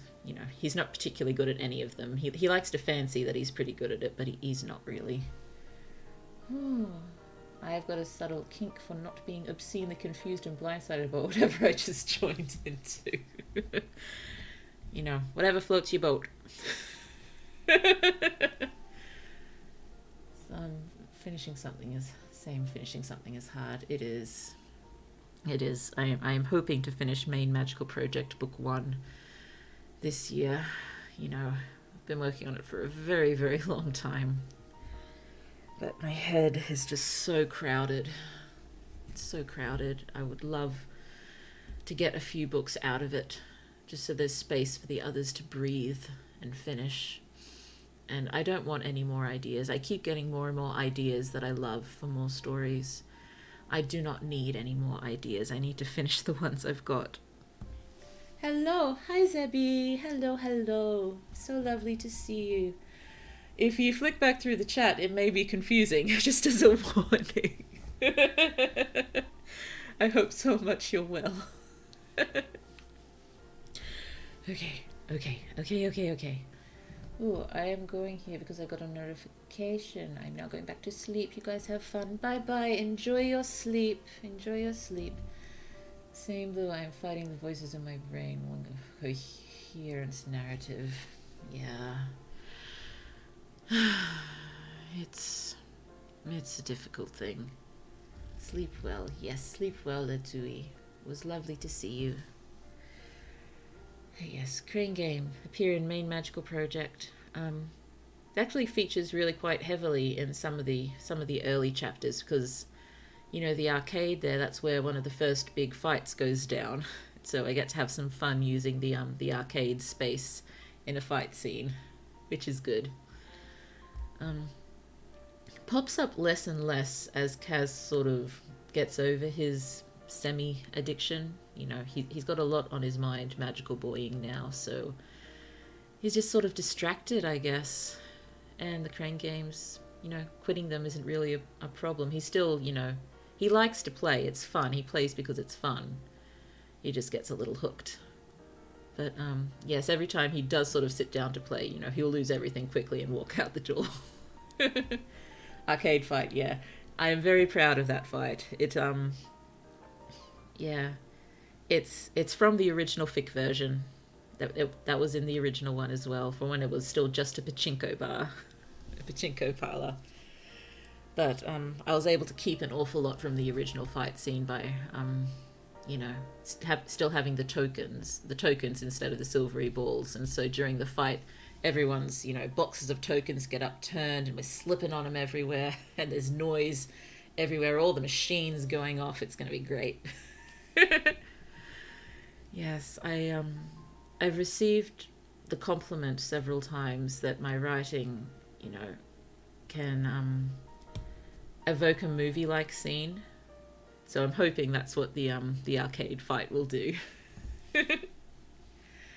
And Crane Games appear in the very opening chapter for my other Magical Girl-esque style project. And it's two of the main characters are working in a sort of diner off a dusty highway, and there's some crane games in the corner with games for kids. Oh, I might have found an excuse not to finish my book. Oh, is this a good thing or a bad thing? Sorry, Blue is not very quick on the uptake sometimes. You're not going to finish it. Is this because you found something else to do with it? I'm just, please Please tell me what you mean. I am intrigued. Wait, I can be more intrigued than this. I am intrigued. Sorry. Yes, the crane game in the diner off the dusty highway. They're both working there, but sort of they're counting the number of times that people use the crane game, because they've worked out that the hook actually shakes every time except, every 43rd time or something like that. So they're counting their way up to the time they can use it and actually have a chance of getting the toy out, because one of them is a big fan of these toys. And also it's just something to sort of keep their minds distracted in their awful job. Oh, that was adorable. Well, I'm glad you thought so. But yes, they don't appear too much more, but I think this opening scene is the only one I've actually written pretty much in completion in this project. And I really like it. I think it's cute. I think it shows these two characters' personalities quite well. Like how the main girl is going all out to help her friend get this toy just to cheer him up, because he's a bit of a moody thing. He just likes soft toys. I guess he's a little like Kaz, except he's not nearly sort of as confident or outgoing. He's a bit more gloomy, but again, a bit moody and likes soft things. Not finishing meaning not needing to finish within my deadline. Oh, that's all good. That's all good. That's good. But yes, with the crane games now, given that it appeared in those two stories, I'm pretty keen to find a way to get them into slightly more ridiculous scenarios. Like if there's just some sort of... my random thought was maybe it's some sort of drinking game when you like hold up a viper or something and someone moves it around and have to lower it down to try to pick things up with the viper's jaws or something. Or something equally ridiculous. Just some sort of fantasy version of the crane game, which I want in my high fantasy, and maybe even a version in my shifter one, just for fun. It could work in the shifter one too, because there's steampunky elements, so like a steampunk style crane game. The excuse being that because it's in Swedish, so I'll need to translate before I can get any feedback that isn't from my mum. There's very strong opinions on my writing. Strong opinions. Are they? I hope they are very helpful strong opinions. Yes, it can be difficult to find people to read your stuff. I imagine even more difficult if the majority of your audience speaks a different language primarily. That must be frustrating. But from what I've seen, you're a very good translator. I just hope it doesn't take, too much of your attention away from things you prefer to be doing. That's my concern, I guess. Yes, if anyone has any thoughts for either fantasy versions of the crane game or steampunk versions of the crane game, let me know, because I would love to hear them and possibly pilfer the ideas. Pilfer with love. Oh, I think we're probably approaching the tail end of the list. I really should have numbered these, shouldn't I? Whoop. There we go. Hero teams. Now, possibly this should just come under ensemble casts, which was the first one, but I think it sort of stands on its own. It's I've got my magical boy-girl people teams in two of my stories. I've got my sort of rebel color-coded team in my dystopian story. I suppose you can even count hero teams being like the away teams for quests sort of things. Give you extremely detailed schematics on the crane game. Got it. Oh, dearie me. Why am I just seeing sketches of the snake hanging down now and being cranked around to try to pick up something on the ground? Oh dear, there's got to be something better than a viper, because that's just not very nice. The concept of an ensemble cast as a reader makes me excited, and as a writer makes me wish I was 6 feet under. Oh yes, if you get a chance and you're interested, you can take the VOD back to see what I had to say about ensemble casts and what they do to my projects. Oh, it's just they make everything so much more interesting and exciting, but it does make it impossible to finish anything. Hi, good evening. Hi, Noe. Hi, Noe. I took your advice, feel much nicer, but sorry if I'm still late. No, no, no, no. There is absolutely no need for sorries. You are so very welcome. And, if you want to see anything else, you can jump back to the VOD. Everything is good. I also have problems with replacing past tense verbs with the infinitive. It's a dialectical thing which isn't correct in standard written Swedish. That's just the Stockholm's dialect. Oh. There's just so much going on. So much going on with Swedish. Wow. I mean, I don't know how to compare with English. I know English is a very weird language. How weird is Swedish, would you consider, compared with English? It's just there's so many odd rules with English that just don't make any sense, and no one knows why they're there or how they work. We just know it does because that's what we've always spoken, which makes it very hard to sort of teach anyone. Oh dear. But yes, hero teams in both my magical girl-esque projects, in the dystopian one, probably in my high fantasy with the quest team, sort of. Oh dear. It's well, I suppose it's not always hero teams too. I think the hero team as such in my other magical girl project, it's a bit more of an anti-hero team, really. I think that makes a little bit more sense. I mean, I think what they're aiming to do is still good, but they're breaking a butt ton of laws to do it. Oh dear. And causing a lot of trouble, and just generally, I think in this world the idea of the magical girls and everything, a lot of people know about it. I think it's mostly kept slightly under wraps with the higher ranking people, and they play around with it more. And with everyone else, they're just, anyone with these sort of powers is immediately a criminal. So they got a lot of people chasing them from the beginning. I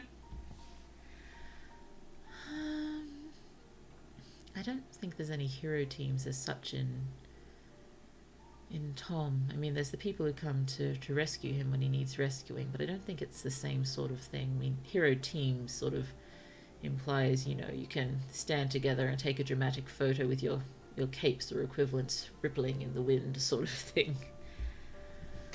Oh yes, but I do have a lot of that. Oh goodness me. I probably shouldn't even try pronouncing that. Is that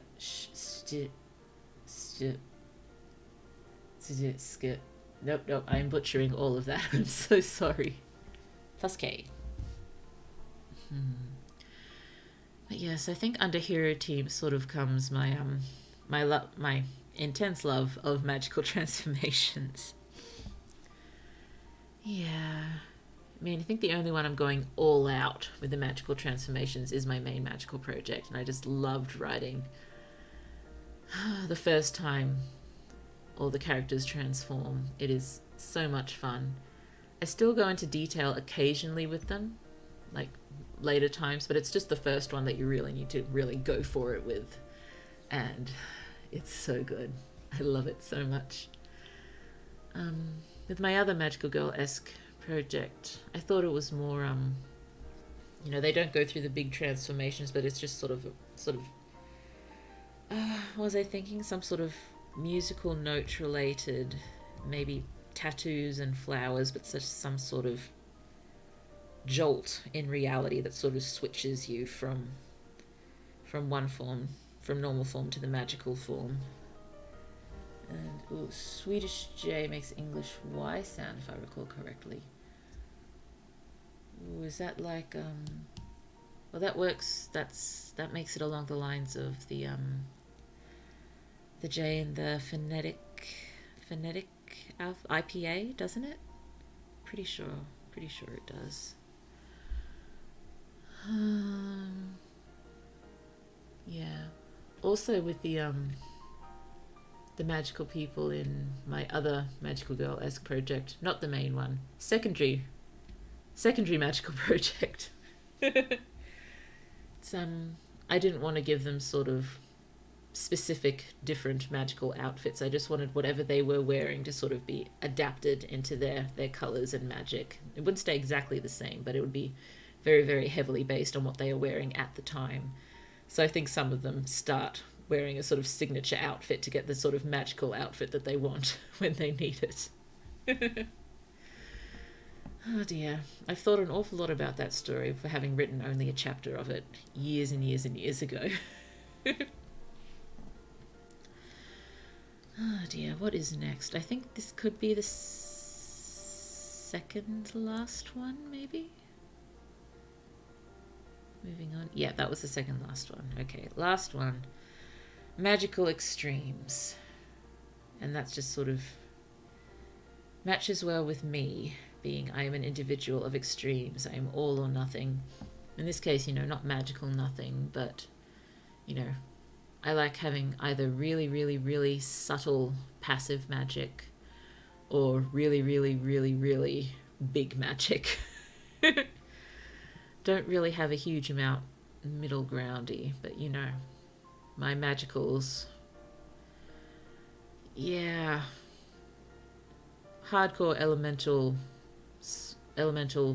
soldiers, magicals, punching, fire everywhere, that sort of thing for them. But yeah, in my high fantasy, we know there's magic, but there's and there's fae, and there's just the general saying that goes around, you do not F with fae. And that just gets brought up an awful lot as they proceed to F with fae. Not literally, at that point anyway. Oh dear. And the Y is pronounced as an... Is that a U with an... Is it called an umlaut? Or is my head just going in all sorts of wonky directions in German? In Swedish for context. Okay. So there seems to be a lot going on with Swedish that I do not understand. Mainly because I do not speak Swedish, sadly. I barely speak Japanese. And I have a degree in it. And that's just embarrassing. And I guess almost with even with the shifter story, shape shifting, at least for them it's pretty passive. They don't have much control over it at all, and it just sort of happens and you suddenly animal. Well, for most of them it's not suddenly. For most of them they're on a very, very strict changing schedule that they have no control over. We have vowels too. Extra vowels. Amazing. So many vowels. As in separate vowels altogether, or oh goodness me, what's the word? Diphthongs? Is that what I'm thinking of? Maybe.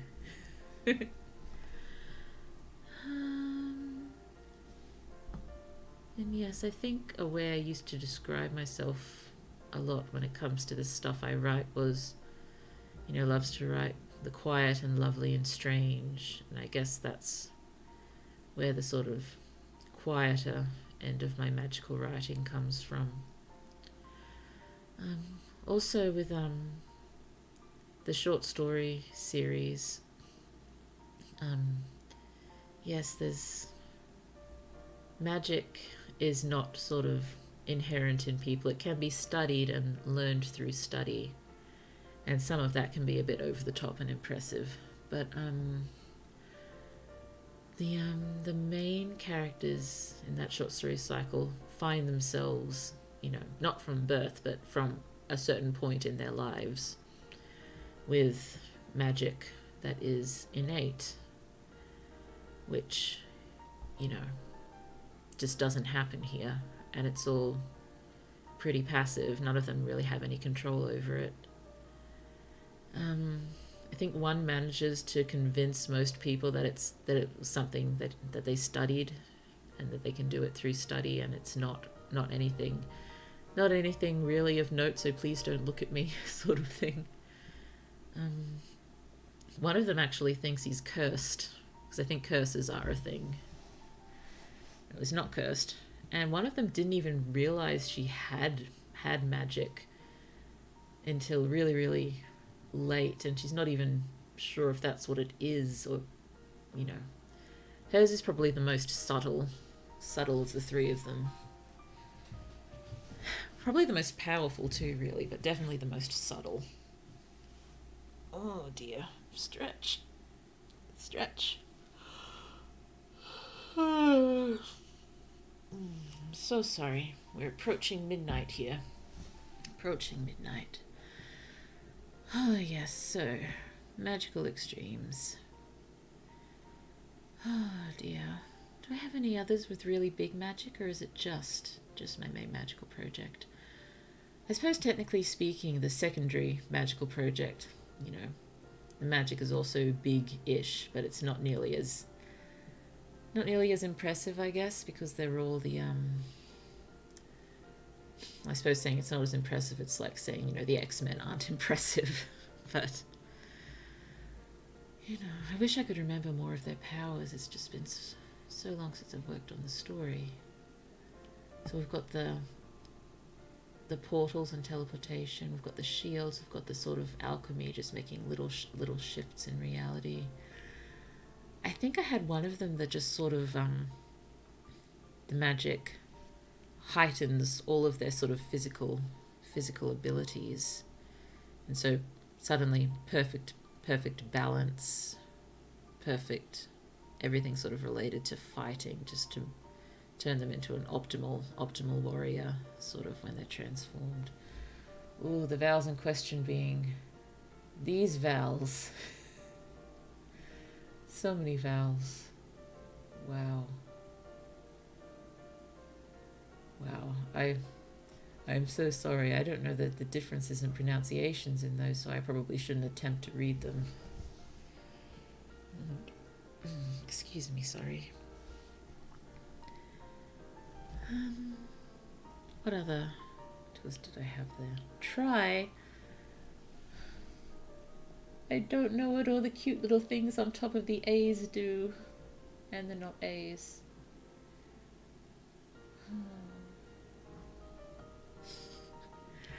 No, I do not wish to. I do not wish to butcher them. Let me check. Is this my... That's my... Yep. I do not wish to butcher them, please. Shy face.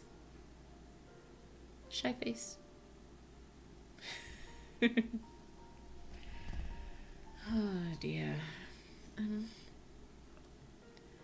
Don't think I can think of any other stories with really, really hardcore magic.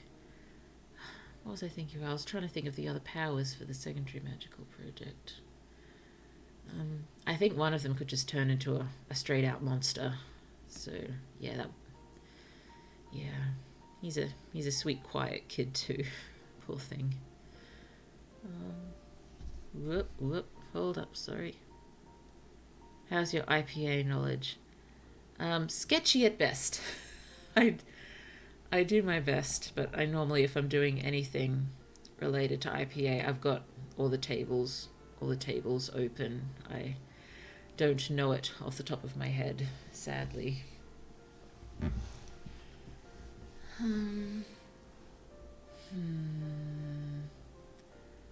Yes, one turned into a monster.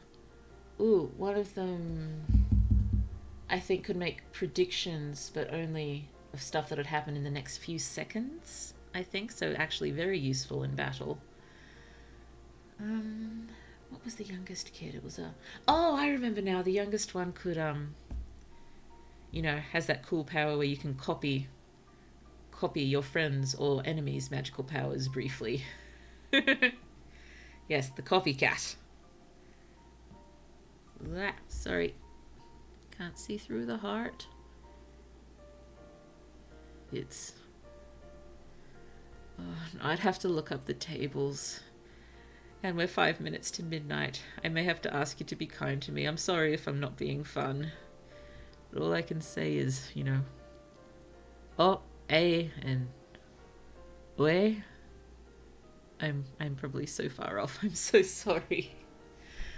Ag. I have been intending to work on adjusting languages for the short story cycle soon, but not yet. Not yet.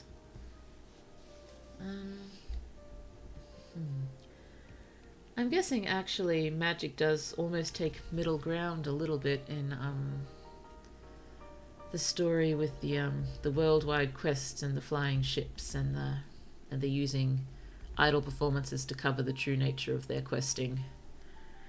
Because yes, I think I've got that sorted into there are witches who have sort of a very specific innate sort of gift that many of them just don't realize is magic for all their lives. It's just, something they're good at. And there are magicians which sort of know innate magic but learn how to use magical objects which have been created by witches, which is very difficult. And sorcerers, which is someone who is both a witch and a magician. And I think magic used to be much bigger in the world, a few hundred years ago. A lot of it's died out. It's still around and still, not unusual. It's just rarer. And, there's a big deal with sort of looking for magical artifacts. This magical stuff convo reminds me of a nightmare I had, but I'm unsure if I should share because cannibalism. Oh dear. You can share if you want, just be mindful of going into too much detail, maybe. Witches, tell me more. Okay, I'll see what I can do for these witches. It's main character is only called a witch for the first time. It'd be quite a few chapters in, but they just have a gift with amphibians, and amphibians like them, and they can handle them really well and breed them well, and they just seem very, very happy around her. So it seems she just has a gift with amphibians, and she never thought it was magic as such. And so she's a little unnerved to be called witch for the first time. And her friend, the musician, the violinist, is also a witch, a music witch. And she says, no, I'm not. I practice really hard.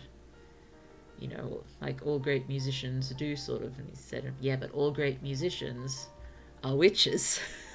Sort of like the idea you can't actually have a really, really big skill, sort of, unless you're a witch, which sounds really weird and mean to people who don't have any big skills as such. But it just means that there's witches everywhere who just don't know that they're witches. I love amphibians. Frog whisperer, indeed. Ooh, the nightmare at its core was a superhero or a magical team in a world where eating the body of someone with powers to give you powers will make current ones stronger. So we followed this team. Wow, I like that. It's disgusting, but it sort of makes sense. Ooh, I'd had to choke down their recently killed friends' bodies to prevent people from stealing and getting powers. Oh, that is intense. That's really intense. You should definitely use it, but definitely remember to put warnings at the front. Oh, goodness me, that's fantastic. Please tell me you've made a note of that so you won't forget. Oh dear, I'm already looking forward to reading that one. Yes, frog whisperers. And yes, the friend discovering that the majority of people who are very, very good at anything are actually witches. Oh yeah, I woke up terrified and disgusted, but also intrigued. I imagine that's a very interesting way to wake up. Oh dear, it's been a while since I've had a dream sort of that dystopian and awesome. Oh, yikes. But yeah, note that and use it sometimes. Super intense. It could be very emotional. Oh yes, it would be. Well, that's my immediate thought just then, that if Aragorn and Boromir had the magical powers, just Boromir's death scene would have been very different.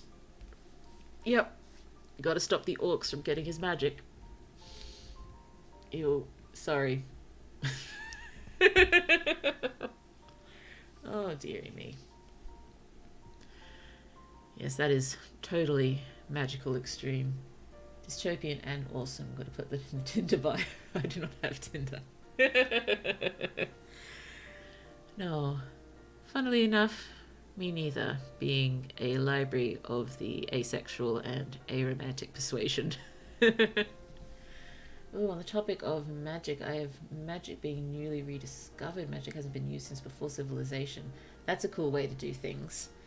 Yes, in this amphibian one, it's there's magic sort of bleeding into things now that seeped into the ground hundreds and hundreds of years ago, and there used to be places of magical learning in those areas. And so in this area where this amphibian whisperer lives, a whole lot of magic, mostly along the lines of healing and stuff, has seeped into the frogs. And now, frog secretions and such can cure various ailments, or they certain frog secretions can cure fevers or be painkillers. It's cool. And various other places in the world where there used to be places of magical learning, different types of magic have seeped into various things. I think it's more common actually for magic to seep into amphibians, as I think because you see frogs don't drink water, they absorb it through their skin, so I'm guessing it's along those lines that amphibians just absorb the magic. It seems to work. Possibly some other creatures and other things, but it just seems to work with amphibians really well, which makes the quest work. And I suppose that's actually pretty funny if the only sort of magical things really left in the world are really old magical artifacts that modern magicians are rediscovering how to use, and there's a huge market in magical items, and the only other things that are magical are the amphibians. That's all that's left. We've just got to rub the frog mucus in the wound. In a dire situation, yes, it's probably better that it be sort of treated and diluted and such first, as pharmaceutical companies are all over this frog magic stuff. Oh, you're reminding me that the water is making the frogs gay thing. I won't do it. I promise I won't. Well, I did this magic rediscovery thing because I forgot about magic when writing The Rise and Fall of Civilization, so I basically just tried to make the excuse interesting. Well, it is interesting, so I'm glad you're doing it. I think it works very, very well. And, just maybe things like magical anthropologists or something, just trying to dig as far back as possible and learn about human magic and other magic from the before times. That would be a thing, wouldn't it? Magical anthropology. That's cool. I know my space cat in Main Magical Project, she's an archivist and a librarian, but her main interest is in anthropology, and so I think she makes a few jokes at the expense of the human race being underdeveloped a few times. That's my new story, thanks. It's all yours. Because it is all yours. Ah, dearie me. It's odd that I can't think more of my subtle magic stuff, because I'm sure that's what all of my stuff used to be. I'm guessing you've probably seen a bit of it anyway, because just in my short story writing as well, I like to combine the magical with the mundane, and that in itself sort of makes for a more subtle sort of magic, I guess. Oh, dearie me. Ooh. Ever worked with magical realism? I think I've toyed with the idea, because like the Raven Boys, I've told you that's my favorite book series. That's very much magical realism. And I don't know, maybe even a circle closes sort of counts as magical realism. As is the real definition magic in the modern world, sort of? Honest me, I think one of the definitions for magical realism as well is that sometimes you can't actually tell whether it's magical or just in the people's heads or something, or being used as a metaphor. I think I'd have to look up the actual definition to be sure, but I'm pretty sure the Raven Boys qualifies as magical realism. I think I may have leaned away from it mostly because magical realism in general, as a rule, has to happen in the real world. And yeah, not many of my stories take place in the real world. It's Circle Closes did, if I can ever, bring that up to scratch. Well, part of it took place in the real world and part of it in a fantasy world. And I guess that counts. But in general, besides that, I avoid trying to put things in the real world. I think it's just... Maybe it's just because I have difficulty with conflict and it just feels to be much easier to upset people setting things in the real world. I don't know. I mean, possibly I am getting the definition wrong in my head and my answer is therefore not as accurate as it could be. Well, valid being in the real world makes me feel like I got to frame stories and world events. Yeah. Yeah, yeah, I mean, I do love A Circle Closes. That's the first novel I ever finished. Although, it barely counts as finished anymore. But at the time, it was finished. And yes, that one does count as magical realism. Definitely. I can't even tell you why, because it sort of spoils the whole plot if I ever manage to finish it. But then again, who's going to know besides the few people that are actually watching this? Oh, I can't choose a fantasy nationality for my magical anthropologist. Pick a number. 1, 6, 8, 10, 12, or 23. Okay, give me a second. I pick 8. You're choosing language family. I picked 8. 8! I cannot even shift away from the real world because the plot hinges on the concept of corporate VTubers, and where the hell else would that be in? Well, I've got VTubers in my main magical project, and it's not Earth, but it's Earth adjacent.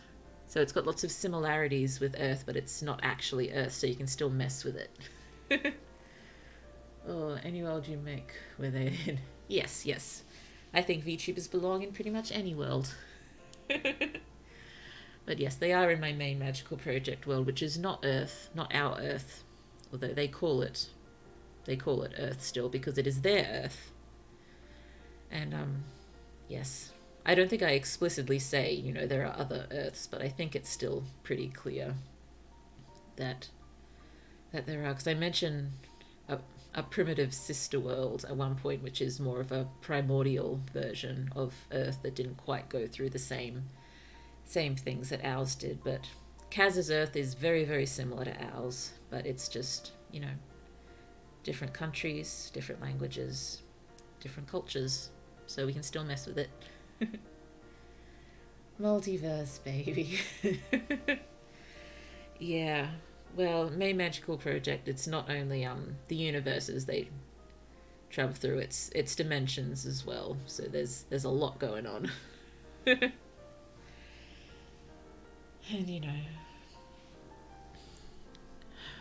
And I'm not sure if it's dimensions quite to the extreme of there's a version of you in every one where this version, or where you could have evolved. I mean, it's that way in the secondary magical project.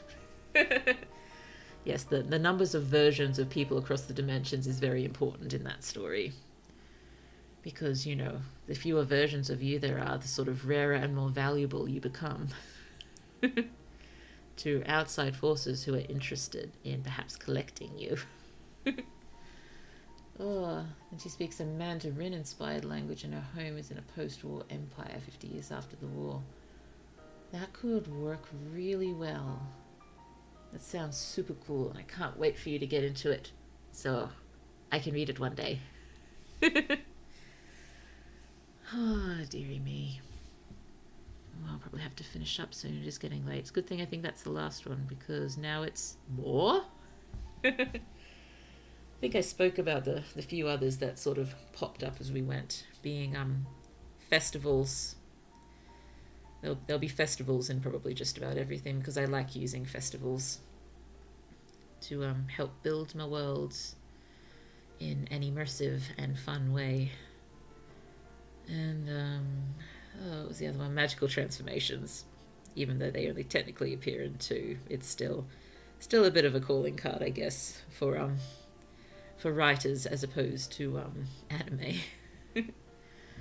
Well, I have a baby idea of a person that can hop multiverses and has to find one of their multiverse counterparts, but they find out most versions of themselves committed for the age of 14. That is some small similarities to this magical project, in that, what is it, all but 3 of this character, I mean, in general, he just doesn't appear in most dimensions, but in the majority of dimensions he does appear, and he's already dead for all various different reasons. And I think there's only 3 of him left, which makes their souls sort of the most valuable in existence, because of, upper sort of godlike beings enjoy using these sort of souls as currency, or, trophies. So yes, and so that makes it the more of your others across the dimensions that die, the more sort of them that you absorb, and you become more rare and more powerful, sort of thing. So there's a bit of that going on in this story too. Soul economy, what a delight. Soul trading cards for gods, pretty much. And so everyone is after this kid, but there's only 3 of him left. And they sort of do it by, they can't just take you. It just doesn't work like that. They need to sort of get you indentured, sort of, and make it so you can't fulfill your end of the bargain, sort of thing. So this kid is very much indentured to this guy, and being a magical boy, and goes and recruits this team from this world, and he was friends with the versions of them from his original world. And there's a lot going on. Goodness me, I've probably got it all written down somewhere. I've got a plot. She's tasked by the Emperor to find the origin of magic so he can destroy it, but she's a magic person, so she needs to trick him somehow. Ooh, this is good. This is good stuff. I'm liking this a lot. Oh dear. Please, I hope you go very much into the magical anthropology side of it. I mean, it's I suppose it's tough. You've got to do it in a way that makes sort of magical science really, really interesting. So I imagine there's be an awful lot of field work involved, and just sort of gloss a little bit more around the more academic study stuff. But goodness me, an anthropologist, so many, you'd have to travel for lots of sort of interviews with people, and studying the surrounds. Possibly you'd have to work with like a magical geologist, or even, what is it, magical what is things like ancient weather systems or stuff like that? That might be important. Sorry, you're getting me excited. Magical science, let's go. I love this shit with the greater insanity than academia. Yes, I am super intrigued, Elfie. I can't wait to see where this goes. Oh, my dearie me. Oh, sorry, I think that is just about it. Oh, wait, give me a sec. I almost thought of something else. Wait, no, it's gone. Maybe her brother's a geologist. That could work really well. That way you get the sibling team too, and I love siblings. Oh, that's what I was going to do. I was going to go back to the beginning just so everyone can see what all of them were. So close your eyes for a second while I jump backwards. There we go. Maybe rock tasty. Rock eater. Oh, how long has it been since I've seen The Never-Ending Story? I almost bought the ebook a couple of weeks ago, but I don't think I did it. I should give it a look. That's a classic right there. So 10 Things Blue almost always includes in her stories. Closing eyes. Thank you. So, we had ensemble casts, which we also mentioned again before when talking about hero teams. Possibly that should have been included in the same one, but there's enough of a difference, I think. So, ensemble casts. Yes, they always happen. I love a good ensemble cast. And I think, yes, the way you tell if you have an ensemble cast, truly, is if you can't actually pick someone who could be nominated for Best Actor or Actress. It's a team effort all the way. And that is the majority of my stories.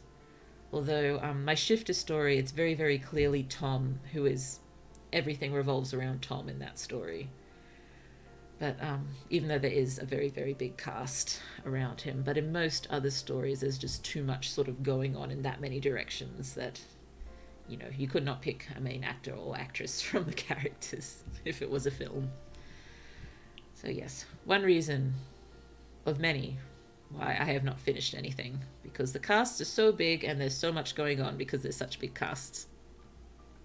Siblings and multiples. I love adult siblings. They appear in many, many of my stories, and also Blue being one of 4 siblings. Sibling relationships are very important to me, and I want to see more of them in the media. So very, very pleased if your anthropologist has a geologist brother. And yes, multiples. Given the rarity of multiples in actuality, they probably shouldn't appear so much in my stories, but it happens. I have twins in my main magical project and triplet assassins in my high fantasy, who I am very much looking forward to sharing with you when the time is right. 4 siblings. Yes, I am the second born of 4 little libraries. I am. Dear. Cats. I love cats. There's cats everywhere in most of my stories.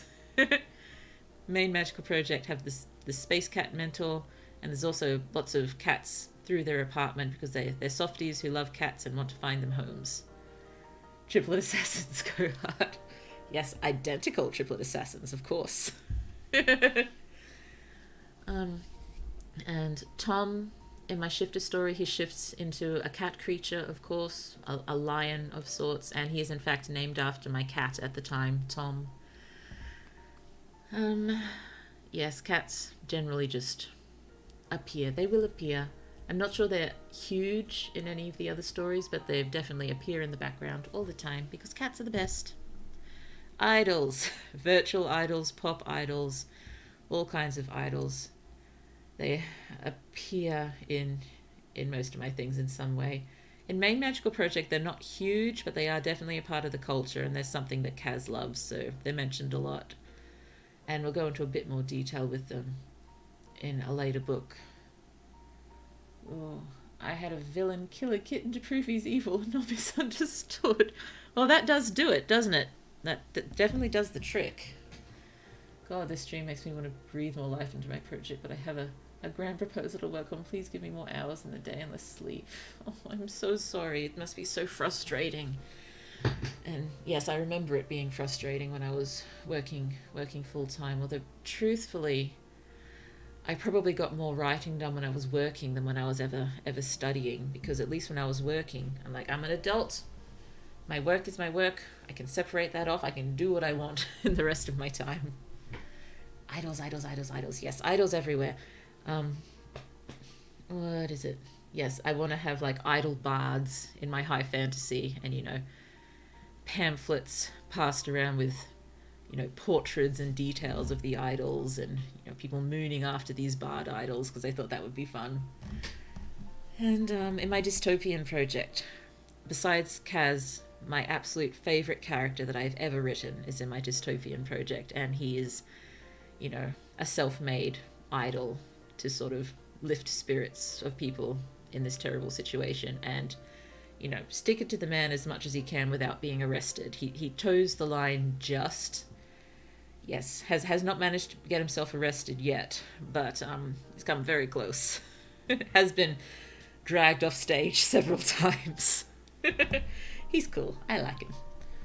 Ooh, I have a pet idea that takes the K-pop trainee system and militarizes it so it's your pretty idols are traumatized, among other things, like being owned not just by the label but by the government. Oh, I love dystopian ideas, and I have heard that dystopians are coming back, or they have been coming back recently. And yeah, maybe we should, you know, add to that. No one said the villain was misunderstood after that. Sorry, my friend just rolled the gore. It's all good. It's all good. Poor baby kitten. Definitely evil person who squished them. But yes, idols. I was also wondering about things like, you know, idol trading cards in my shapeshifter story. So just people who are very popular for their music or dancing. That possibly they've got companies behind them now, because I think the shifter story is in the same world as the high fantasy, but a few hundred years later. So slightly progressed from idle wandering bards, but along those lines still. You drowned it, sorry. Oh, I know why I was thinking squished. It's in Stephen King's The Stand, when Stu was remembering how one of his friends used to deal with the feral kittens around his place by crushing their skulls with the heels of his boots. Sorry. Possibly I should have had a warning before that. I'm so sorry. I thought you were going to say idol trading directly like them. Not quite. Not quite. I haven't gotten to that particular level of darkness. No problem. Thank you. Sorry. What was next? Color coding. I love color coding. It brings me joy on wonderful, wonderful color-coded levels. So, you know, main magical project, of course, they're magical people, all color-coded. And secondary magical project, they're magical people, all color-coded. Pink/white is the best color for leaders, except when pink/white is not available, such as in my dystopian story where they are color-coded, in which case red can be the leader. That's allowed. At least, you know, the public-facing leader. In fact, in the dystopian one, the actual leader is the purple/violet one, who doesn't come out so much anymore because she's a little bit older than the others now, but she is the original. She was the first. And in my high fantasy, lots of noble clans, all with their 3 colors, 3 or 2. The great clans have 3 colors. I think the lesser clans have 2. But they wear their clan colors striped on sashes that they wear around their belts or over the shoulders and pinned by their clan animal insignia. So, lots of color coding. Markets. I think markets is where a lot of you came in. But yes, markets. Very useful and very fun. So, therefore used a lot. Oh, ha, ha, ha, ha. Sorry, it's over the heart. No, in the heart. Come on, catch up. Oh, you have less colours, plebeian. Well, they have to distinguish the great houses from the lesser ones somehow, besides, you know, the ridiculously disgusting amounts of money that the great clans have, which, you know, the soon-to-be ruler, the one person remaining in the royal clan, you know, actually wants to, you know, install a rebellion and bring down the whole system. But no one really takes them seriously because, you know, they're actually next in line for the throne. So yes, the actual rebels don't take them seriously, so they have to take steps to show that, yes, take me seriously. Sort of saying, you know we can't do this, you know, straight away because it'll, you know, lead to deaths and nasty stuff, and we have to sort of work into it as quickly as possible. Oh, well, I guess I've color-coded my magic people with red now. Yeah, install rebellion. Indeed, that's possibly not the best term for it, but now just seeing, USB insert install rebellion. Oh, they did that sort of thing in what was that show? Dollhouse. With the USBs to add traits and such. I'm not sure you could just install rebellion though. I forget what I was thinking. What was I thinking? I have absolutely no idea. It's just floated off into the distance. Back to color coding for a second. Markets. No, it's gone. It's gone. Oh, dearie me. I'm so sorry. Hopefully it wasn't that interesting. What was I on? Was I still on the high fantasy then? I can't remember. Oh yes. Oh yes. Not taking the next in line to the throne seriously, that they want to dismantle the system.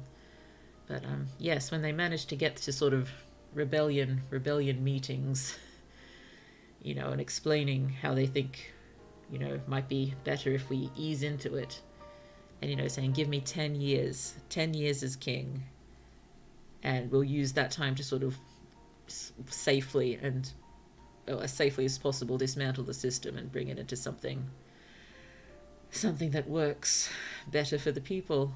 And nobody sort of trusts that they'd step down after 10 years.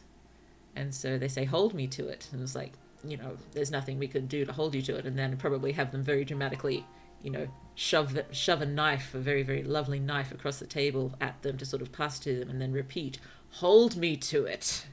And they go, oh, okay. Okay, you're serious. Oh, your remembrance technique is the same as mine. It sometimes works, doesn't it? Not always, but sometimes. We went through the golden eyes. I just had one golden-eyed boy and decided I wanted more. Crane games. Yes, in both my magical girl-inspired worlds, but also want them in the high fantasies and the steampunky shiftery ones in as interesting ways as possible. Oh dear. Thought that knife was gonna do into something living. Not yet, but if they don't step down from the throne after 10 years, that's sort of an open invitation to slit my throat sort of thing. From past me. Yes, they will be very dramatic about it, and their friends will probably make fun of them for being so dramatic about it, but they're serious. They're serious. And they're actually who the entire series is named after. The series of books at the moment is called The Last and Greatest King, which, said in the right voiceover, could actually, give someone shivers. I do like that title. Ah, dear, yes. Crane games. Hero teams, which we're all here for, and magical extremes. So that is everything. Serious. Yeah. No, well, all of my stories have very, very special places in my heart. Different places for all of them. But, I have no idea what order I'm going to write them in, or whether for my main magical project I'll try to write, 3 to 4 books and then have a break and try to do a bunch on another one and then come back to it. I just worry about people getting antsy and upset, leaving a series unfinished while I go and work on another one. Oh. Oritrice Mechanics? Dianalis. Signal death sentence. I can't spell French. Oh, why did you put this in my brain, Elfie? Yeah, sort of. I'm not sure what it is, but I guess they're sort of, giving themselves the death sentence in advance if they sort of, take power instead of stepping down. Something like that.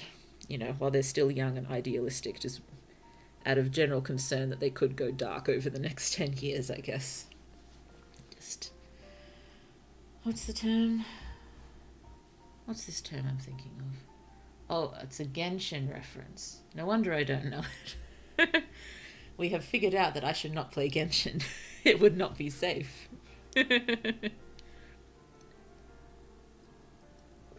Although, I do need to think more about what games I want to play, don't I? I mean, the wonderful thing with Banished is that, I could leave it for months and then just have a random Banished stream when I want to. So I should probably, yes, think about other games more. Things that might be fun. Ooh, Judge's machine that gave out the death sentence to God. Oh, goodness me. That's intense. That is intense. Oh, so is this stream. Sorry, it's 2.5 hours now, so I should probably... Sorry, wrong button. Didn't do anything for you, but it startled me. There we go. I'm just going to get my lyrics up, ready to go. There we go, there we go. Doopy-doopy-doopy-doo. I'm not in a tent, I'm in a dorm. Well, that's good, I think. Unless it was a particularly wonderful, well-insulated, pretty tent. I imagine a dorm would be more comfortable under most circumstances. Oh my goodness, am I going to sneeze? I think we're good for now. I think we're good. Oh, dearie me. I will go through my lists of thoughts for other potential get to know Blue sort of streams. I mean, I've got things like words that I can't stand, or I got more than that, but my brain is just blanking because a bit tired. Intense, don't mind me, that was insane fun. Oh yes, the French thing. Indeed. Alrighty, we should probably wrap things up before I wander off on any more tangents. So this has been a lovely stream, chatting with all of you and bouncing ideas around. I hope so much you are getting, enjoyment out of the streams at least, but also if you're getting useful things in terms of ideas, that's just wonderful, and I'm so happy that the streams would be helping you in that way. And I'm already keen to hear about all of these ideas once they are fleshed out and storyfied. I'm keen. I'm very keen.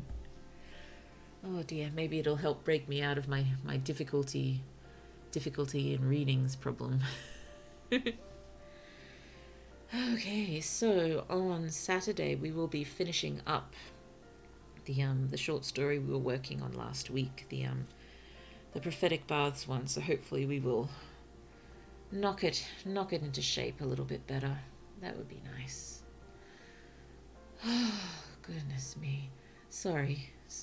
I should just wrap things up because I am tired and I should finish my orange juice. And I would like to cleanse, but it's getting a little late. Possibly I shouldn't bother. But I don't think I need to get up ridiculously early in the morning. We'll see. We'll see what takes me once we finish streaming. Okay. Thank you again for being here. It was a lovely stream, and maybe in the future we can do things similarly along these lines. Well, thanks for letting me subtly talk about Genshin Impact's Grateful Chain. Archon Quest, you are very, very welcome. All Genshin chat is allowed. I just probably won't understand what you're talking about, but you're free to try to explain things to me if you'd like. Oh dear. But not right now, because Blue should sleep. Oh dear, excuse me. Sorry. I am still awake, but probably shouldn't be. Oh dear. Thank you for the stream. This was enjoyed. Good night. Sleep well. Thank you so much for being here. Thank you. And wherever you are in the world, good night to you.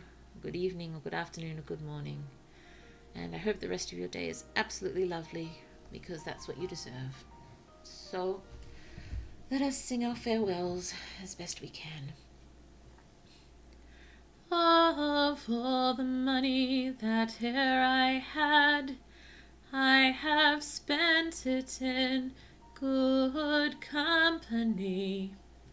Oh, and all the harm I've ever done, alas, it was to none but me. And all I've done for want of wit to memory now I can't recall. So fill to me the parting glass. Good night, and joy be to you all. Ooh, I have recommendations for Genshin Lorchu that can help you get more context. Okay, let me know maybe. And until next time. Bye bye. Bye bye. I sang it slightly differently tonight. Yes, I started off a bit lower, so I thought I'd take the lower road. Bye bye.